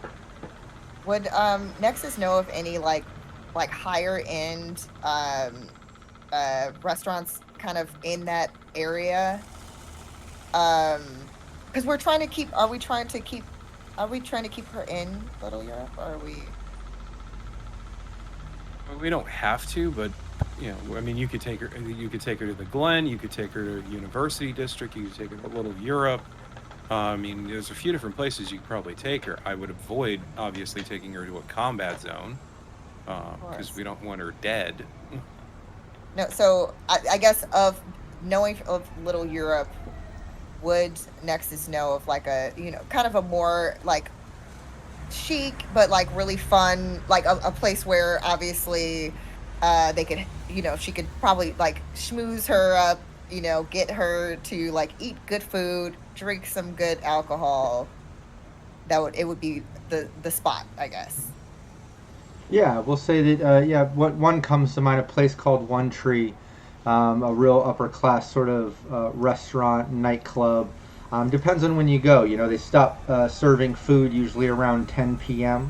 For a late night dinner cap off, and then it opens up into a nightclub. But all high class, you have to have decent wardrobe and style to get into this place. There is a weapons check at the door. But it's a nice place, a place that comes to mind of like, it'd be a girls' night out and kind of something to look forward to, not just like a dive bar or something, Well, one place does come to mind, but the issue would be Gnostics. You might have to borrow something from Scarecrow or Hanksy, because this. Jacket? No, but it's how do I put this? You look funky. There you go. One Tree is the place, so I'm pretty sure if you're familiar with One Tree, you know the clientele. that they serve. Yeah, okay. I'll loan you a shirt and tie. And my jacket. How's that work? Suppose that would Wait a minute. What's Gnostics' body stat, by the way? yeah, so I was gonna say like it's Oh probably yeah. like the shoulders like are gonna be like Down here. drooping. It's like It's Gnostics is a strength like, whereas like I imagine Scarecrow has some pretty wide shoulders. so you're gonna have like the Blade Runner shoulder pads going on. It's fine. It's It looks like you stole your dad's blazer. I have a body of 4. Yeah, it's not going to fit so well. Might have to do a little bit of shopping to get something that fits. But you can. Maybe- Yeah. And be swimming in that jacket. Whoever has good wardrobe and style and wants to Yo. give that role an attempt to dress Okay. up Gnostics, Okay. I would say whoever Yeah. has the better wardrobe and style, go for it. I think Nexus has it good and Hank does. One could assist the other two. Who wants to take lead? Who wants to try to get that +1? Let's see. I've got a 15 for wardrobe and style. Oh, you go right. have at it. I actually don't have that high, believe it or not. Okay, I have 6 ranks in it, so. Oh, okay, well, that's really good, actually. Yeah, go for it. You all might right. not even need an assist here. I'm just looking for like a 15 to see if you can make him look swanky enough here. It would be easier on anyone else, but it's a 15 because it's Gnostics. Yeah, I will use Hey, a +2 kitty. for this. Kitty. I see Kitty made an appearance since she saw herself on the flyer, Yeah, here's Yeah. here's Hobbs. He's a or him. handful. All right, so I will take a +2 for this Yes. because That's I'm our gonna last- need. Have right now. Oh, fantastic. Nice. Yeah, you're able to dress up Gnostics a bit, making use of some items that you have, some items Scarecrow has. You're able to kind of find things that fit and make it work. Everyone, I'd be a little bit impressed here. Hank actually was able to dress up Gnostics well enough to make it into One Tree. In the time. Don't you look spiffy, love? Yeah, and there's also like a significant amount of like. Do you have any like baby wipes or something like some Cologne. cleaning towel, like some wet towels or anything? Like I'm Deodorant. scrubbing his A face. toothbrush. I'm like, Nexus will help by comb. passing like things from A beard from trimmer. her bag. And it's like basically like kind of like basically like wet like Everyone's kind of like playing. hand sanitizer stuff and Everyone's like playing dress up perfume. on Is this Gnostics. Dude on your fingers.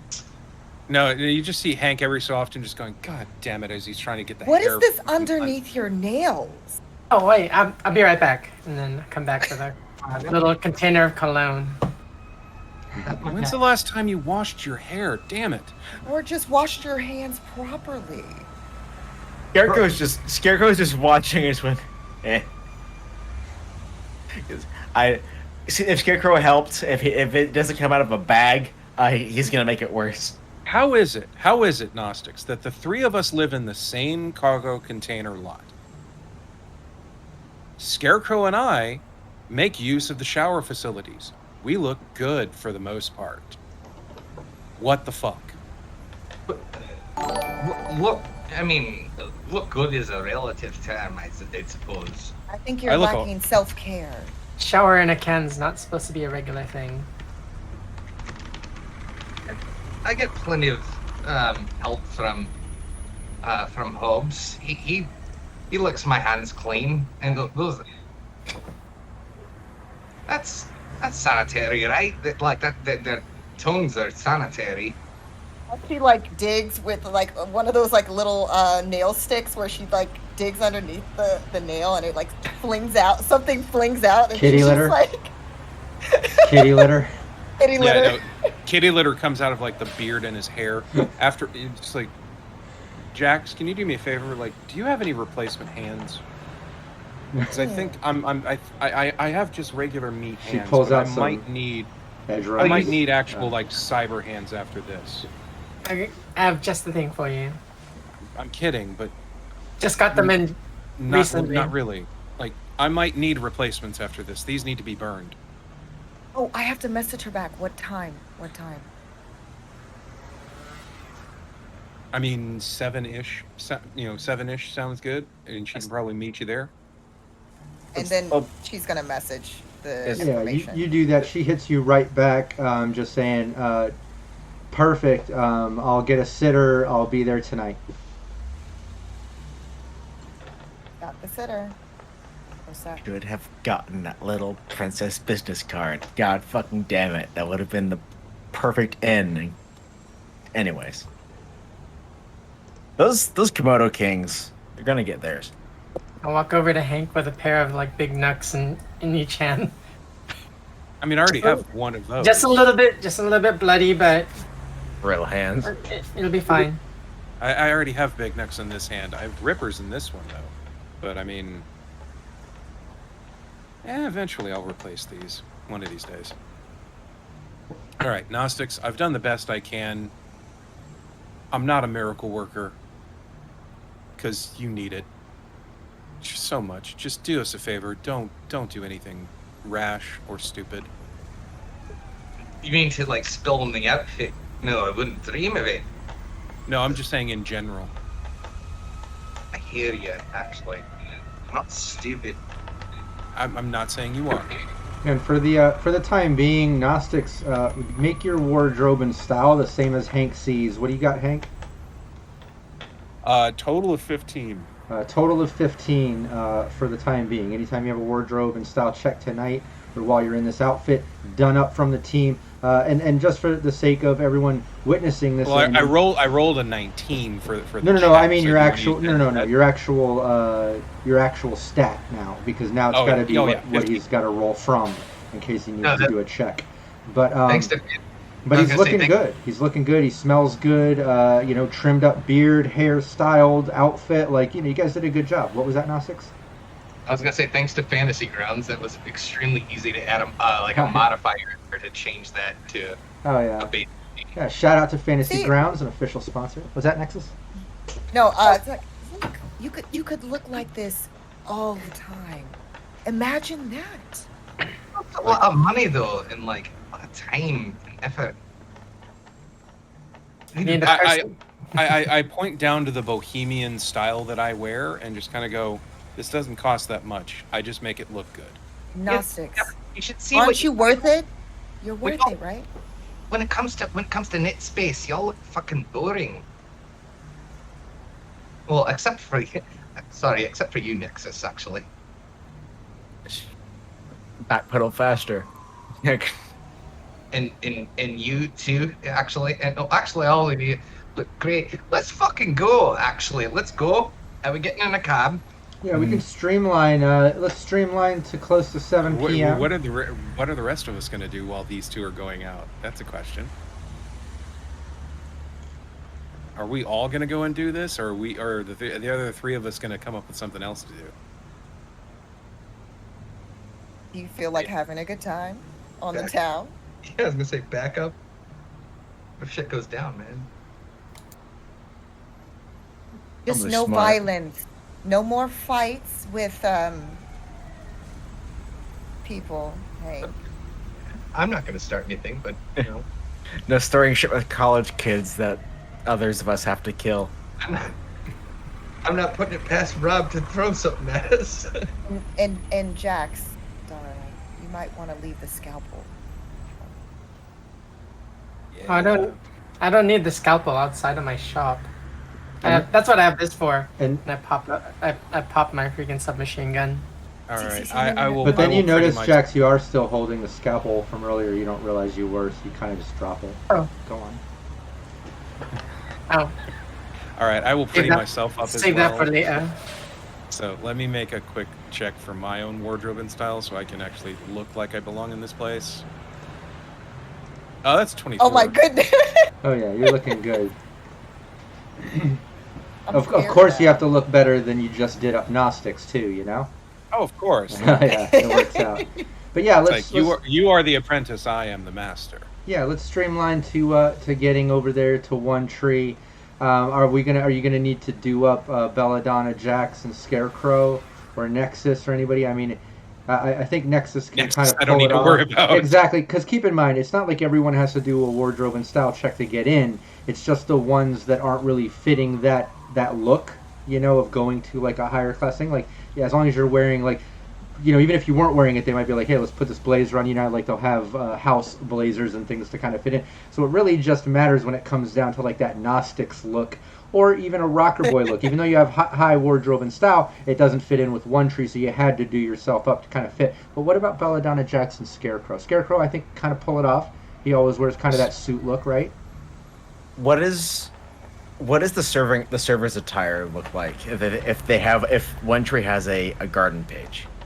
Yeah, it's it's the typical sort of waiter look with the blazer, white jacket, except it has kind of like a red cummerbund sort of like combo look with like chrome stripes that go up from that down the center instead of a tie. So that's something I'd be able to stealth in and grab, unless I'm not gonna compromise the mission just to play the waiter in the waiter role in an espionage film. So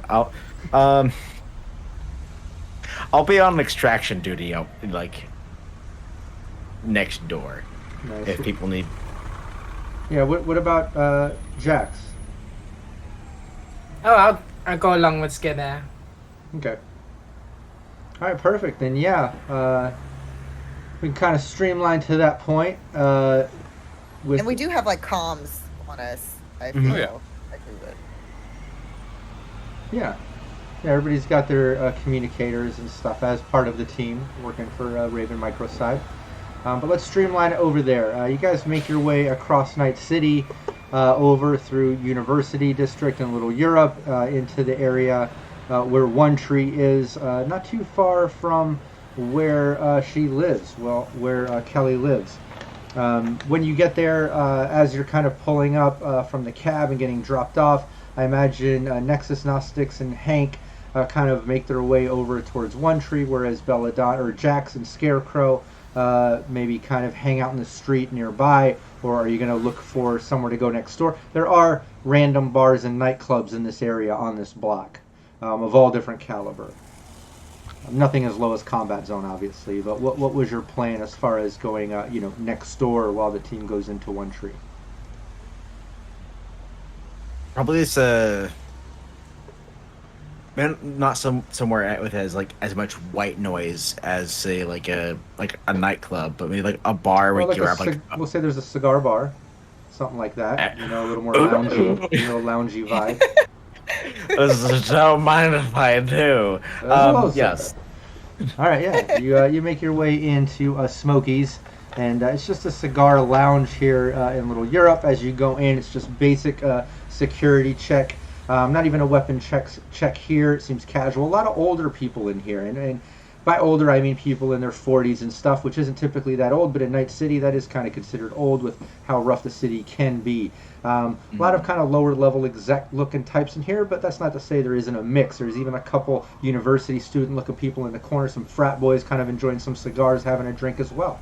So kind of a mix. Smoky, dark place, some kind of like electronica lounge music playing, some dark lounge going on. And you and Jax are easily able to get a table, order maybe some bourbon, whiskey, some type of drink, and maybe some of the house cigars to try. They have kind of little minis that they let you try out before you make your choice, and they hand you the menus, and you guys are kind of posted up on your comms. Unless if there's anything else specific that you want to do, I'll move over to the team at One Tree. Okay, cool. Yeah, so you're able to post up, enjoy a little drink, a little cigar. Jack's already picked out one, perfect timing. And over to Hank, Gnostics, and Nexus, all three of you make your way up to One Tree, which is a really nice sort of restaurant that kind of transforms into a nightclub. Just in a few hours, it'll be going in a nightclub. You're kind of in the last round of dinner. As you get up to the door, Gnostics and Hank kind of, I imagine, going separate as their own sort of thing, whereas Nexus waits out front, sending a text which is instantly replied saying, "I'm already here," and then all of a sudden you hear a voice behind you like, "Girl, you already texted me," and like you turn to see Kelly standing there, done up. You've only seen her kind of in her hostess outfit, but she's done up, big smile on her face. What's up? You look amazing. And then she's like, Nexus is going to do the like kiss on either cheek type greeting, like very just extra. That's what she's gonna do when she greets her. Nice. Yeah, no, thanks so much. You don't think do the pumps match? I mean, I haven't been out in forever. I've been on Don't mom worry. mode. Okay. This is, yes, the night is yours. You are owning it. Trust Okay. me. Well, let's get to it. I'm starving. Let's eat. And I was thinking, I've got the sitter all night. Maybe after we eat, we can stay for the club night. That was already a part of the plan. But I Okay. love that you're thinking ahead. Yeah, you see she's excited. You make your way in. The place kind of opens up in this bottom lounge with kind of this half circle bar cut off by the entrance. You come in, you're already like around the bar. And in the center of this place, there's a spiral staircase that goes up this actual tree. There's this huge tree in the center of it that has some history lore to it. It's supposed to be like one of the original actual, like, real, not Biotechnica made, but a real tree that was here from prior to Night City founding. It's partly petrified, but the top half actually still grows. They take care of it where there's this huge skylight, and you can actually see green. There's air filtration where it closes off to try to keep the tree preserved from the pollution that's typically there. But yeah, it's kind of known for this. Spiral staircase goes up to all the seating where people eat. That usually kind of like lazy Susans around to turn into a nightclub at 10. But the hostess takes you in, sits you down. You're easily able to get a table. And as you sit, you see off to the corner, you can see Gnostics and Hank already sitting down. Waiter already gave you guys the menu that you're overlooking. As the menu kind of drops on yours, as the waiter just says, "I'll be back with you. I'm Brad. I'll be back when you're ready to take your order. Thanks." Kind of scurries off. You can tell they're busy. But Kelly sits down, starts looking through the menu. Yeah, so I'm glad you called. I really needed to get out for the night. It seemed like it last time we talked. How's things been? I'm good. I mean, same old shit, just working all the time, every other weekend, little free time. But again, like I never go out. I never do anything. The time off is literally catching up on laundry, cleaning, and like life shit. And this was overdue. I am so happy to be out. And she waves the waiter down. Yeah, I want to get, let's start with this drink. I want that meal. 2 shots. Yes. See, I knew that we would get along really well. Whenever you say shots, right on the money. Oh, okay. 4 shots. You'll have 2 too. Oh. Thank you. Now you realize the 2 were for her. And mind you, everything tonight, my treat. You Oh. deserve it. After what you have to put up with. Oh my God. I don't think anyone's ever treated me since the husband was actually acting like anyways, no talk about him tonight. Thank you so much. Next time out is on me. I find that it's necessary sometimes to get out the frustrations, the anger, the pain, to talk, have someone to share that with, especially someone who understands as I do. So please don't feel like you have to avoid the topic, since I think we both know what we were dealing with. No, I know.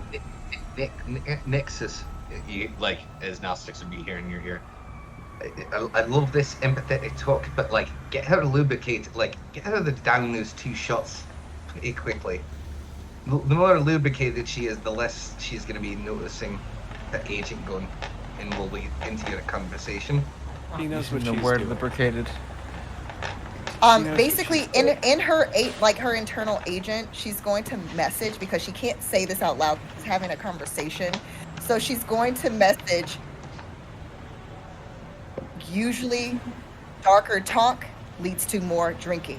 And then like all of these little, like the little shot glass, like whatever shot glass emoji there is, that's what she's sending to the guys. So they understand what she's doing. Oh no, Hank's like no. Hank's just like, damn, she's good. Gnostics, shut up. Drink your drink. I'm nervous in a place like this. I'm sorry. And it is working. What was that, Hank? I was gonna say, of course you're nervous in a place like this because you don't fit in here. Technically, I don't either, but you know, I just look better. Wouldn't marry people. But yeah, you're able to. The waiter comes back. You're able to order some drinks, order a little food, kind of just blend in, and you do. You know, it's a nice restaurant. You're fitting in. Nexus as well. You and Kelly put down the shots. You're able to kind of get her to down her drink, maybe get a couple more shots. You get your meal, and the night's kind of progressing that way. And she's definitely catching a buzz and letting loose. She has needed this for a long time, and you know, your conversation skills and those checks getting her out and kind of pulling her into this mode have been great. She absolutely needed this. You even covering the night, she's all for it. So it's working. But as that night's progressing and she's catching a buzz and enjoying herself, let's go over to Jackson Scarecrow in the cigar bar. You two are enjoying some cigars and hanging out. And yeah, let's have Jax give me a 1d10 and let me know if it's beneath her luck stat. I'm concerned. Is not. Yeah, Oh, as you no. guys are hanging out and sipping on your whiskey, bourbon, or whatever, I imagine on the rocks you would have at a place like this, because it's just how I envision this, you know, smoky cigar bar with some dark synth lounge music playing and stuff. Just as you're chilling, on one of the hologram screens, it all of a sudden switches from like the local sports to just a quick Scream Sheet news blurb, where you can see it kind of scrolling through the current week's wanted list. And sure enough, you see your image up there, and then you see Hank's image up there. Scarecrow, you notice it as well. It definitely pops on the screen for a moment. You just noticed that. Scarecrow's just taking a big old just puff off of the stogie and just this. I'm sorry, and just obscure Jax with a puff of smoke as much as he can. That's good. This may not be such a good place to hang out. It's like it'll pass. Yeah, it definitely passes. It scrolls through, and I like that Scarecrow kind of obscures you with a little bit of smoke. Why don't you give me a stealth roll, Scarecrow? I want to compare it to this this perception roll I just made. Alrighty. Use a +2. I will use a +2. Do you have some luck? Yeah, Don't forget. we have one left. We have one No, we have 1 + 2 left. We've only used 3. In that case, I will just use 2 of my luck to add 2 to this. Fantasy Grounds makes it so easy. All right. 17. Just made it. This was a bit contested. Yeah, you notice a couple of the older guys puffing, kind of like checking out the screen as it scrolls through. Other people ignore it, but these older guys, as some older people kind of do with their people watch skills, they just notice it and instantly kind of that's weird. scan everyone in the room, just kind of seeing who's there. Luckily, you puffed some smoke, kind of covering up Jax, and a little bit of stealthy action. They just overlook you two, back to what they're doing, and it works. No one seems to notice or be the wiser as the hollow screen kind of goes on back to the local sports game, the Powerball game or whatever might be on the screen right now. And bit of a tense moment, but you notice Jax kind of take a deep breath and relax as the night kind of goes back to normal for you two. And let's hop back over to the restaurant. Nexus, yeah, it's been going on now. You've been hanging out for over an hour. You finished your meals. You're having a few drinks. She suggests going downstairs to the bar and hanging out for the next hour to have some more drinks before it turns to nightclub night. Yep. No. She's going to basically agree to go down and basically have some drinks, getting ready for some more partying, or the partying to come. So if I don't know how it's done, if she would have to do the check here or down, like basically at the bar later, but she would handle that whole transaction before heading down if that's necessary. Yeah. What do you want to do? Oh, I don't know if it's where you can wait to pay everything on tab at the end of the night, or if it's basically the restaurant is technically separate. So no, it's all the same right now. Okay. Once it switches over to nightclub, things have to be paid off if you have a tab. You can have an ongoing tab till it's time to leave. So you're able to kind of just head down to the bar. It transfers over to your agent. I imagine everything's kind of digital in this day and age of Cyberpunk Red Night City. But you make your way down to the bar. She's definitely buzzed. You can tell.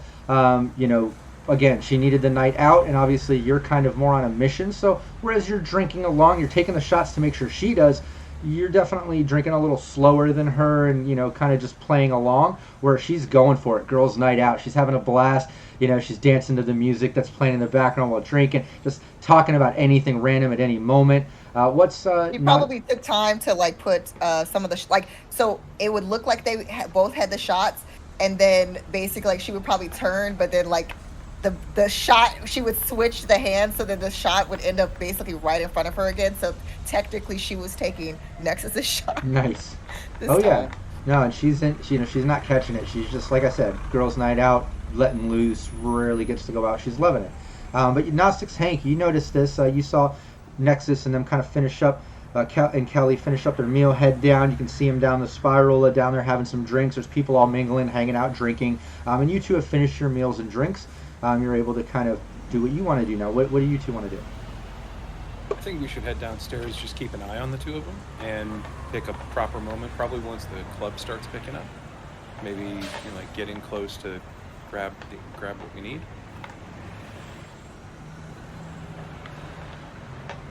Gnostics? I think so. Nice. Yeah, you can do that. You head down.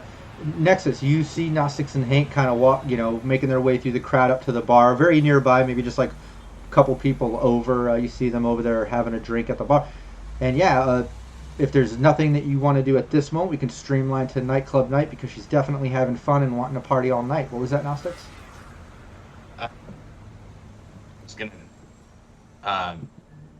move to. Well, actually, you know what? Let's streamline. But I want to keep an eye on her and make sure, if I can make a perception to see if she's has her agent out, she's using it, whatnot, or anything like that. Oh yeah, not even a perception. After every few drinks, she seems to be checking her garden page, taking selfies with Nexus, taking selfies of herself out at the club, at the bar, of her next drink, her next shot. You can tell she hasn't been out in a long time, and she's all about letting everyone that she knows know that she's actually having a good time tonight. But we'll yeah, say you see Nexus Raven. will probably ask oh my God, girl, so when obviously you have the kid, when do you usually have to do the swapping and all of that? I don't have kids, so I don't know what that's like, but we need to do this more often. But also too, I don't know when your schedule's free. So she's trying to get information about the scheduling. No, I get Alexis off to Drake like every other weekend. This weekend she's mine. That's why I had to get the sitter. Next weekend she's with him, and he's always taking her to Playland. He's got that pass, so like I usually just meet him there. I get out of work, scoop up Alexis at school on Friday, and just take her over to Playland. Or sometimes he swings and picks her up from school direct if I can't get out on time. It just depends on my work. While they're having this conversation, I walk up and kind of like circle around to like where Nexus isn't, facing me, and I'm behind her, and looking to set her phone a bar where I can, swipe it off the bar. Yeah, let's do. Here's what we'll do. Give me a 1d10. Let's check your luck. Let me know if it's under your luck stat. If it is, it's on the bar. She took a picture of some shots, sat it down to talk, or it's in her pocket if you're not so lucky. That's a 1 in my nice. That's considered a crit on these stat checks in my world. Without rolling another d10, I usually just kind of bonus it up for you a little bit in the sense that she puts it on the bar and isn't even paying attention to it at the moment that she's talking to Nexus about. And I don't know next weekend if I'm going to have to be Playland or house. I don't know yet my schedule, but next weekend I'm free again. If I don't have to do laundry and shit too much, I'll take you out. I would love that. And it would be so much fun. But you also too probably should hire someone. I know of a service. And then she kind of smiles because she's thinking of a certain someone who does a great job at cleaning and especially laundry. I'll connect you. Oh, that'd be great. Girl, I'm so glad I met you. There's not a lot of good people in this fucking city. I like you. The worst. Scarecrow, I think she's talking about you. And Gnostics, she's completely just focused on Nexus talking. You do see the agent sitting on the bar, but it is kind of crowded, and there's a bartender running up on. People are preoccupied, so you do need to do a stealth if you're trying to jack this thing, but you don't need to do a pickpocket direct to her. I just want to do a stealth versus this general perception that I'm going to give myself a -4 on, whether it's a patron or bartender, because everyone is absolutely busy. Use a +2 and some luck, man. Just go ahead and spend it. Yeah, I'm gonna use that last +2 that we have here. And spend some luck. Yep. And I'm gonna spend 3 points of luck. So that's a +5. +5. No stealth. Yeah, and while you do that, Scarecrow, give me a perception. Ready. Nice, that's a great stealth, Gnostics. You swipe that agent and no one notices. Hank, you almost don't notice. You look at the agent, you joke with Scarecrow. By the time you look back, it's fucking gone. Like, Gnostics swiped that shit like a pro. And I just head straight to the bathroom from there. 6 on my perception. Yeah, you don't notice anything. Cool. Whatever that means. It's just too busy hacking up a lung at the Oh yeah, the extra puffs to hide Jax has now taken its toll. Oh no, that and Hank see, I think they're talking about you. It's like, fuck off. Oh, Scarecrow, I think you'd make an excellent nanny. We're gonna have to size him up for an apron. We can get a tactical apron. We can get a tactical apron. First off, I look fantastic in an apron. Second, my nephew and niece love me. I'm not saying that they don't, but we could get you like a Kevlar. We could get you a Kevlar apron. That would look spiffy as hell on you. That would be preem, actually. Like that, yeah, we could do that. Go along nicely with a nice kilt. It's only Jax would see like Scarecrow making like the kombucha face, like And over to Gnostics, who now is in the bathroom with this agent while Kelly is basically just talking up Nexus. She's just going on and on about things. You can tell she's buzzed as hell. You saw behind, again, didn't notice the phone getting swiped, but now you know it's gone. You see Gnostics going through the crowd. Like, he did swipe that thing like a ninja, but you are aware, and now you've got to kind of keep her conversation going, possibly in upcoming rounds, to keep her distracted from knowing that the phone's gone. But yeah, that's happening. Hank, you're hanging out behind. Jax, you give me a perception check as Scarecrow's kind of coughing up a lung here. But Gnostics, why don't you give me a... what did we decide on hacking the agent? Was it a cyber tech check or a tech security? I know we used one, but we decided one before, but I don't know if we locked it in. Electronics tech check. Electronic security. Yeah. I think that's... Kind of 15. Yeah, maybe... Yeah, let's do that. Electronic security. That makes the most sense with it being an agent. And Jax, while Gnostics is in the bathroom, kind of going through that, and Scarecrow's coughing, you hear on the comms, Nexus keeping Kelly preoccupied. Hank kind of posted up behind, teasing Scarecrow. While all that's going on, one thing that you do notice is out front of the cigar bar, out front of these big wall of tinted windows with neon signs adorning the edges, you can still see through it enough to see that NCPD has pulled up out front, and it looks like they got some car pulled over. They're messing with some guy, either writing him a ticket or arresting him or something. But you notice that's going on out front. Excuse me, I have to go powder my nose.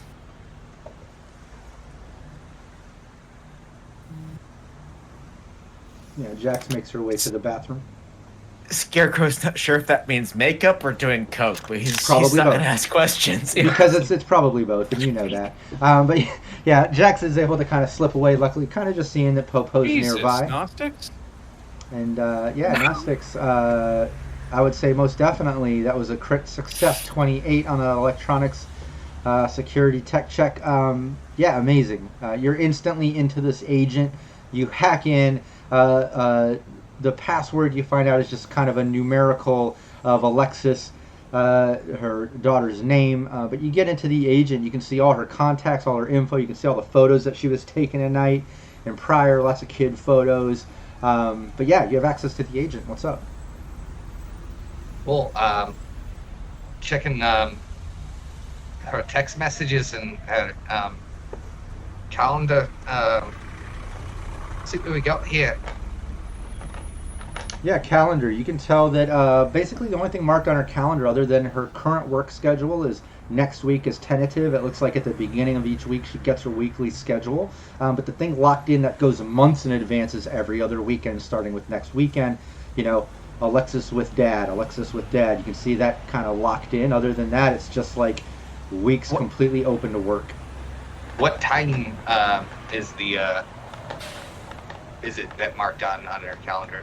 Yeah, it looks like on Fridays she either has to drop off at Playland or he picks up at the school, and it looks like 2 p.m. 2 p.m. in the afternoon. So it looks like it just depends on her work schedule, either or. And then can he also look up... I was going to say also on the schedule, something else that would be there is you can see like a quick emergency drop on today's thing, a contact on a babysitter. We'll say a girl named Sasha, and it's just marked on there, babysitter last minute, thank God, just like a quick note, and you see the number. And then when you look back in the schedule, every once in a while you'll see that Sasha name up, like she has had to get a babysitter on different times after school when she still had to work, and it wasn't one of the other weekends where Drake had her. You get the picture. And then if he could start looking into any sort of emails or text messages between her and him and her ex-husband. Yeah, you find some. So you have Drake's email now. You have access through her email to his email, and the phone. You see texts to him. You see all kinds of communication, any way possible that you could think, between texts, video chats, and emails. They're always random, at least like once or twice a week. It's usually about Alexis and scheduling the pickups every other weekend, things like that. Also, you see a couple arguments about late money transfers and things like that. probably some alimony stuff involving the daughter, things like that. Clone the agent so that you can pick up. That was going to be my. I was figuring this was kind of almost working like a net run in the sense of like my 3 actions. That was going to be my next action was to clone her phone onto mine. So that's why I need the time in the bathroom to like. Oh yeah, make your virus or whatever to kind of clone. Big file. Yeah, definitely. Give me your. Let's do an interface check here. Your roll ability.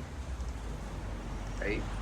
And let's say that with this, it's not that hard. I think it would be maybe just like a DV of 9, and it would only take you a few minutes. This isn't a really elaborate thing. You're really just kind of cloning it, dropping it onto yours, so you can kind of intercept and use it. I haven't actually leveled up to my role in on Fantasy Grounds. Yeah, so let me make sure that's added in there. Okay, there we go. All right.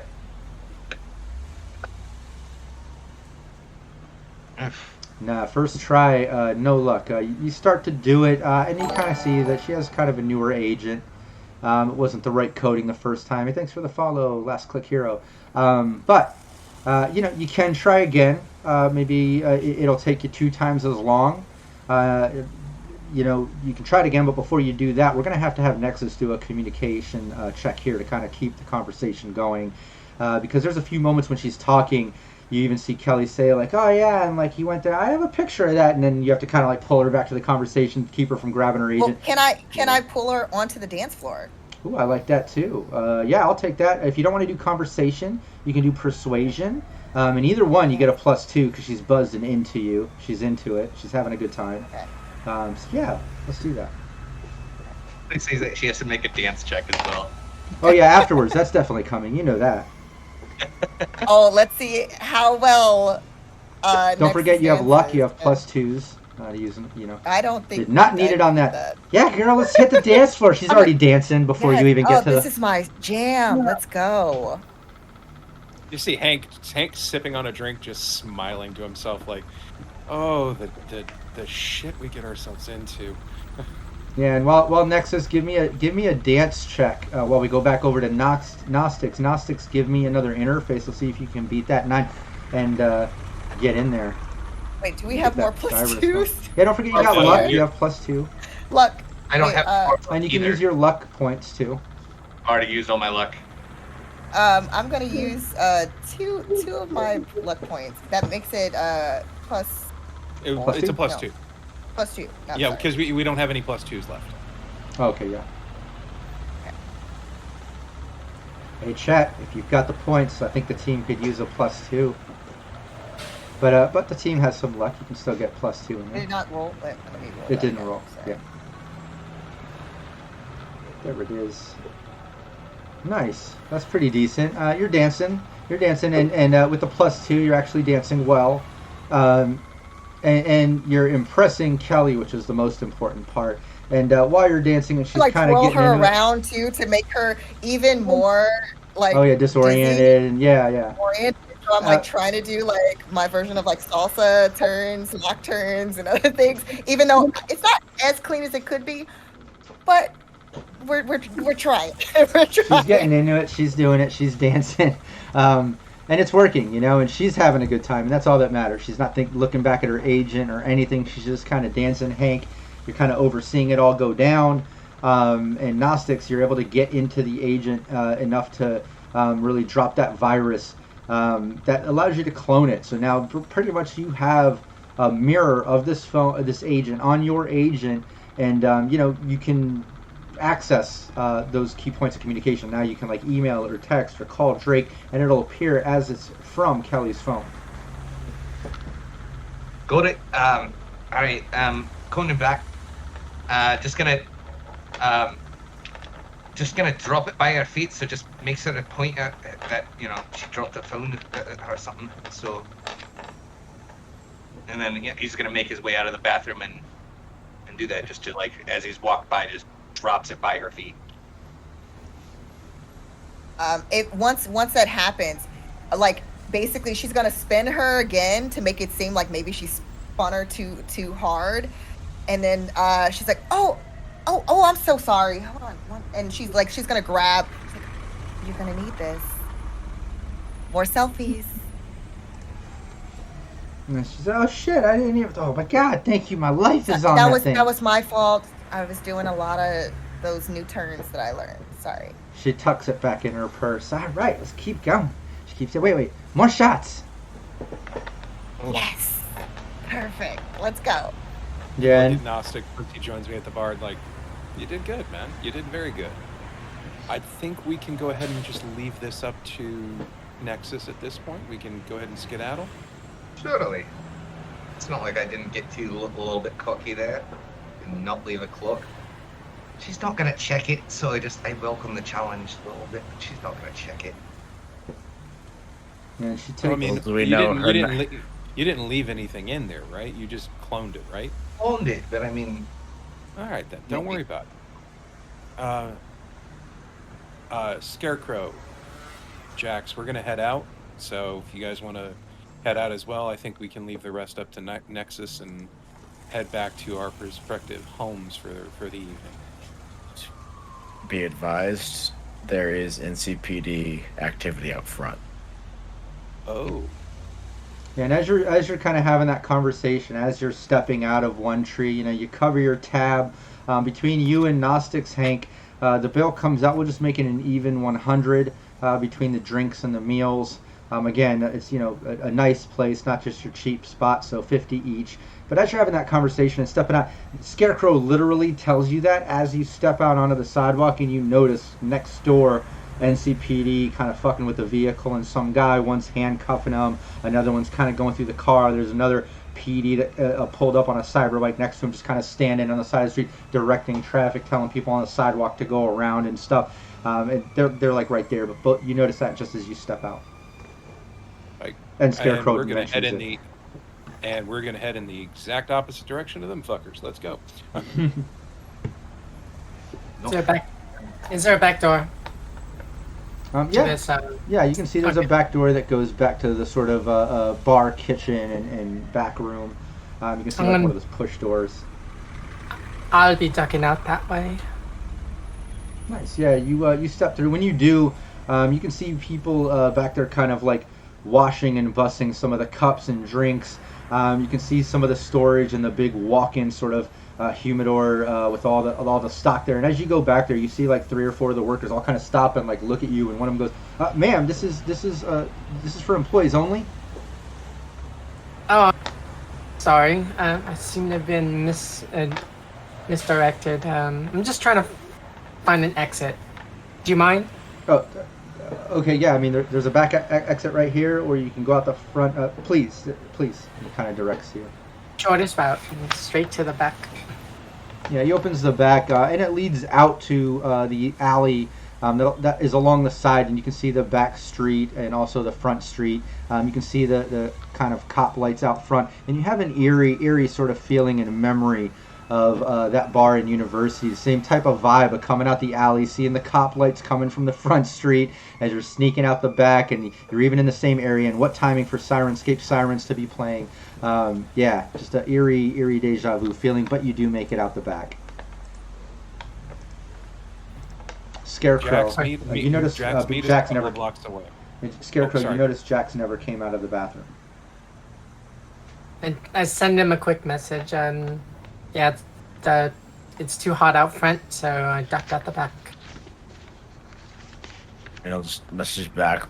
Rendezvous point. Cafe. I'm going back to my shop. I'm gonna say Jax's place. Yeah, we'll meet up at Jax's place. And Scarecrow's gonna finish his bourbon and just take what's left of his cigar and just head out the front door. He's got nothing. Yeah, you easily just walk by. No one even pays notice. Even do like the Woody like pilgrim, like to the officer that's probably the boot who's just on like observation duty. Just Yeah, he just nods at you, keeps going on doing what he's doing. And you make your way. Everybody meets back at Jax's shop, except for Nexus, who ends up staying out for a few hours more. having party time with Kelly. And Nexus, she gets absolutely wasted. There's even a moment you have to take her to the bathroom and hold her hair back for one of those sort of moments.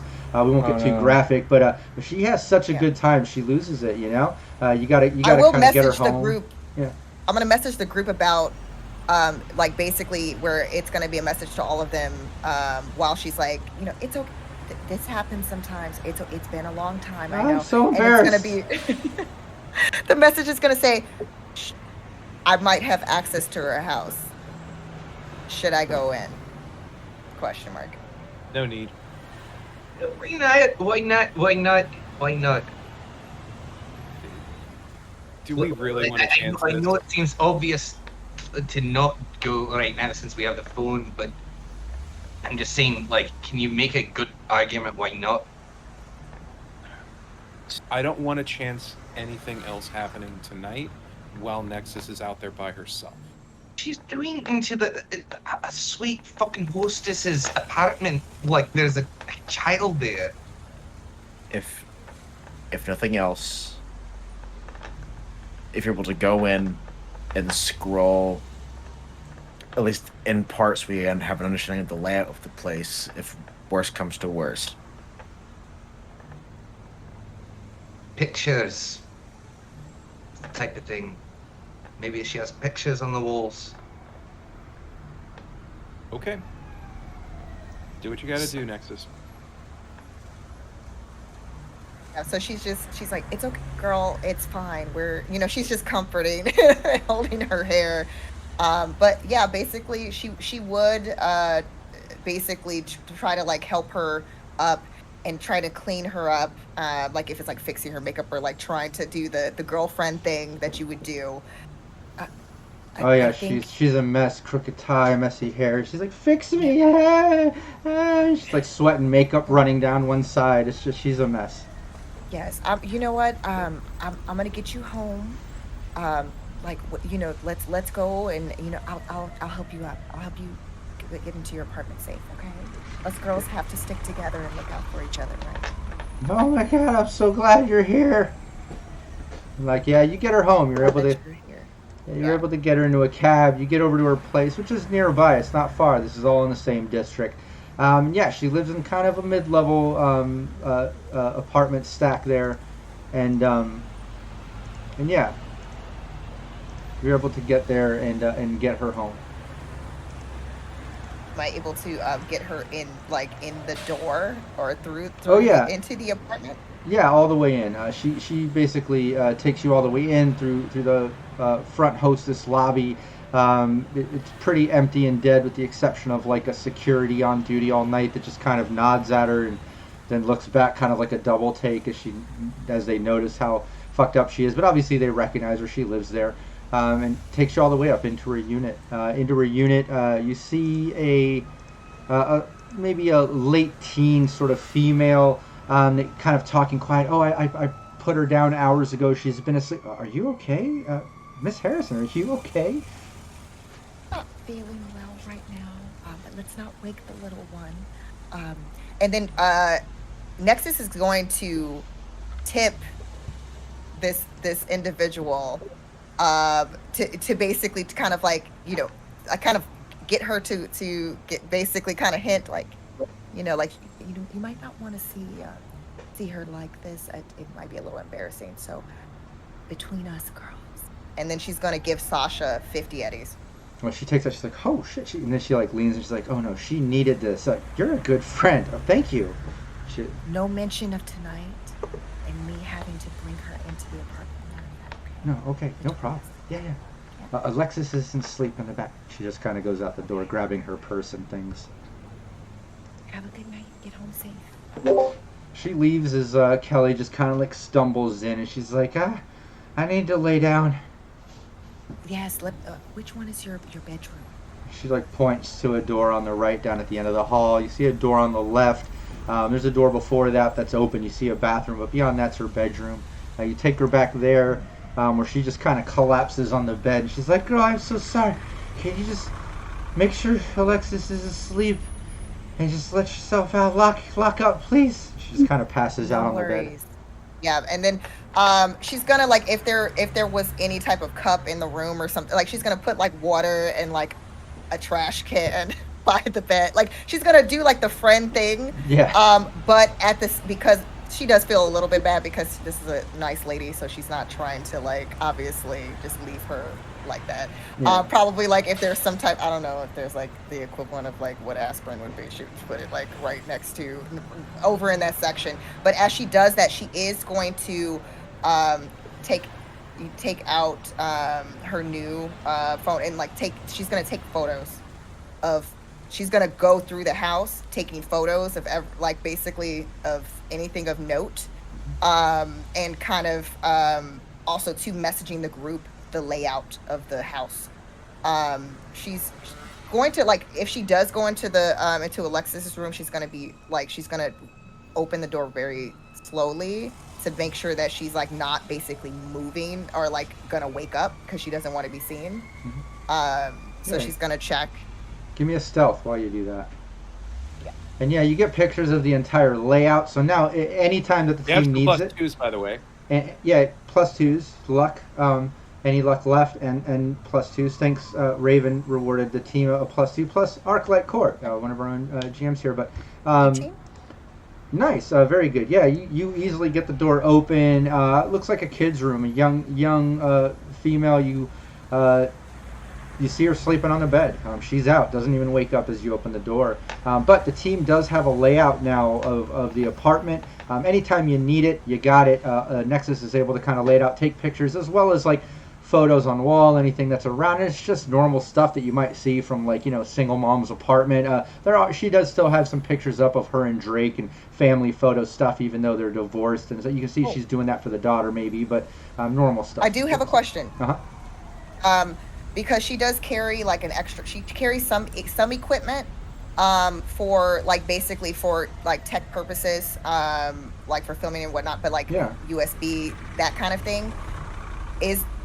Does she have like an office or like a computer that may be in the apartment in order for her to basically kind of connect that USB to like possibly try to give Gnostics? Oh yeah, there's definitely a computer. Yeah, there's a computer in the living room. Let's do a luck stat check to see if it happens to be on or not. If it's on and on screensaver, or if it's off and you need to kind of figure out a password situation. So I was gonna say, is there a way I'm able to like, even for like reduced stats, is there a way I'm able to like guide her through it, like some like basic like attempts to like get it? Yeah, there could potentially be that if it's off. If let's do the 1d10 first and see if you land under your luck stat. Give me that 1d10. No, not at all. Yeah, it's off. You can boot it up, but then it kind of gets to that password screen. Unless you're just randomly guessing passwords and things. You can do that. Otherwise, Gnostics on the comm can try to walk you through getting past the password.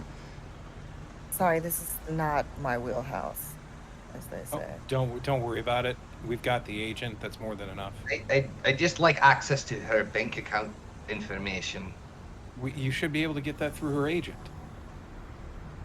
I think it's in there.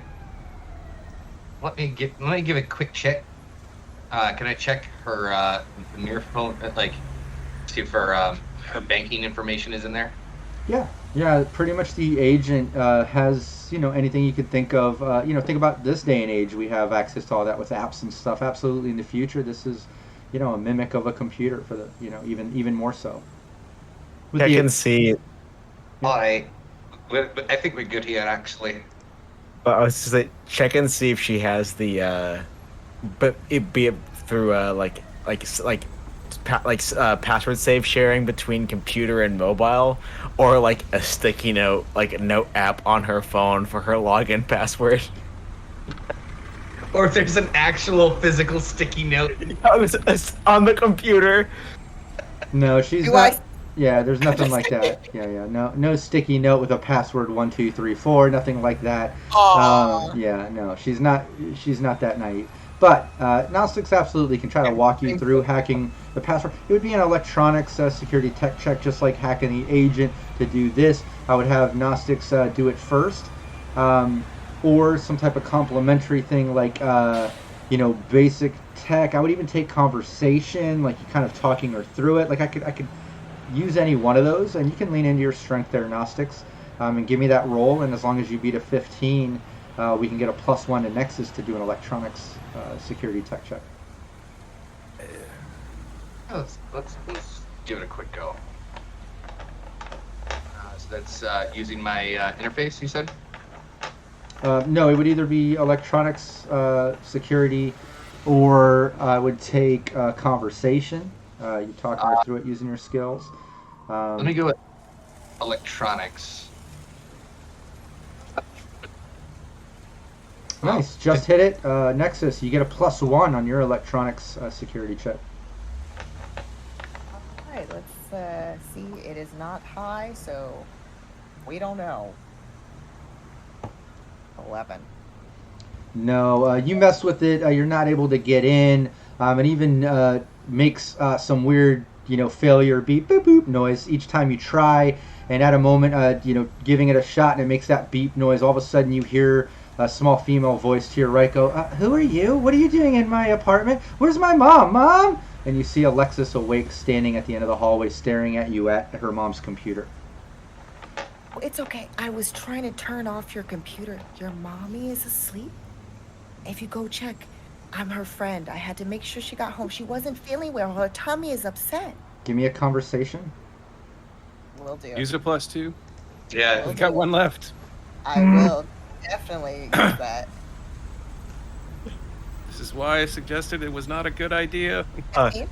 Style over substance, man. This is fantastic. Nice. Yeah, she looks at. I don't know you. This is a bit of stranger danger. I'm sorry. And she runs down the hallway to her mom's room, and you hear the door slam, and then you hear her Mom, what's wrong with you, Mommy? And she's yelling at her mom, and you hear what was mumbling. This is gonna take that time when that is happening to just leave, because there's no really in the end there's nothing that basically because the security guard saw me helping. There's no big deal, and she can just make it seem like it's just a kid who was concerned for the mom, which the mom already was in that condition when she brought her to her house safely. So she's just gonna walk out and lock the door and then just go. Nice. Yeah, and you do that. You do exactly that. You walk out. Even on the way out, security looks up and just nods at you, goes back messing on his agent. And you make your way out, making your way back after spending $50 on a combat cab, another 50. Make your way over to Jax's shop and meet up with the team. Now the team is together at Jax's shop as Nexus walks in. And that's how it's done. Any problems, love? Like one of my favorite journalists here says, and that's the way the kibble crumbles. Well, the kid did see me, but I mean, I'm just a friend who brought her sick mommy home. It's no big deal. Well played. Okay. Fair enough. You say it's no And problem. again, no as problem. long as I'm away from the situation, so then the kid doesn't see me when you guys do all the things that we discussed, it's fine. There's no reason for you to be there, so. Well, we just need to pay attention to her schedule for next week and see if, Drake's going to pick her up or going to be dropping her off at Playland. All right here. So, drinks. I'm going home. I am tired. I am going home. Oh, you're no fun. Some rocker boy you are. What about Care Bear, where are you going? Keep that in mind next time I put my big nuts in your face. There once was a netrunner named Nexus who got kicked really hard in his coccyx. Anyways, I had no outstanding plans. So let's get the drink. I could stand a drink. I burned through most of what was poured at that cigar bar. Oh yeah, not like the cheap drink. Jax, what about you? I'm feeling a little bit tired. I think I shall go upstairs and retire. Leave it, So let's Pickett. go out. Let's go out.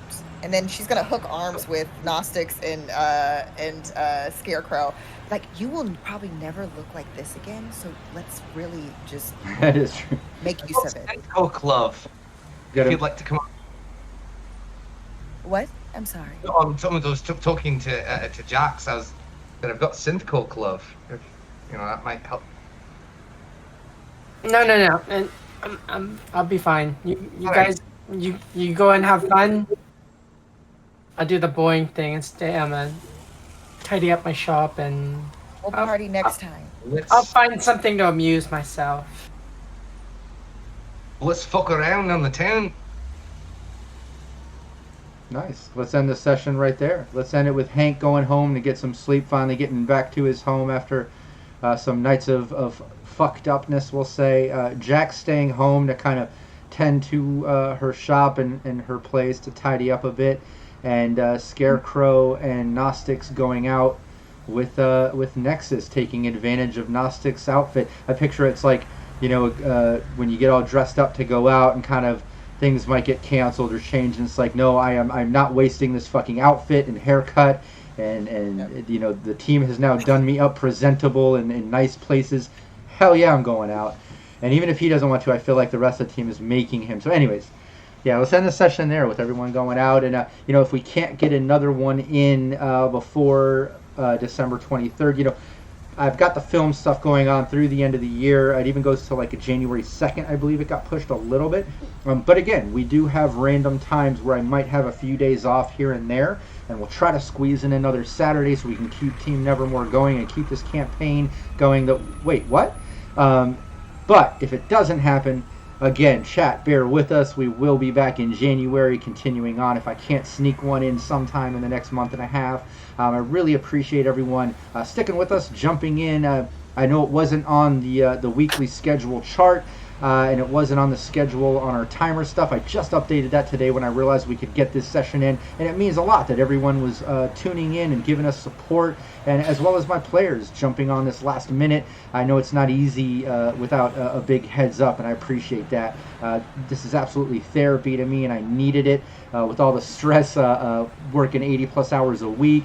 I really realized over the past few weeks how much I love being a game master and just running role-playing games and playing with awesome players and these great role-playing moments and just seeing how these plots and stories and all the crazy wrenches and encounters I throw at you, just to see how it all works out, how the dice fall. Like, I fucking love it, and I didn't realize how much I missed it until I didn't have it for a few weeks of being on set, and I was so glad to get this in. So thanks so much to you as my players. Thanks so much to chat being part of it. It really means a lot. Yes, and especially after how heavy our last episode hit, having something a little lower key, but it's for like character exploration and just. I love these kind of like bottle episodes, these like quasi slice of life kind of things, because it's a part of Night City you don't see a lot. Is what does Kelly the working stiff do when her friends take her out to drink, and there we go.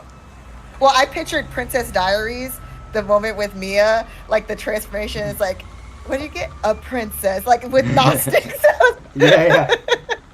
Just like total makeover situation. That's like you just see Hank suddenly turn into like the best hairdresser in the world, just going nope, gotta do all of this. There's so much here that I have to work with. Oh my god, make it work. Oh yeah.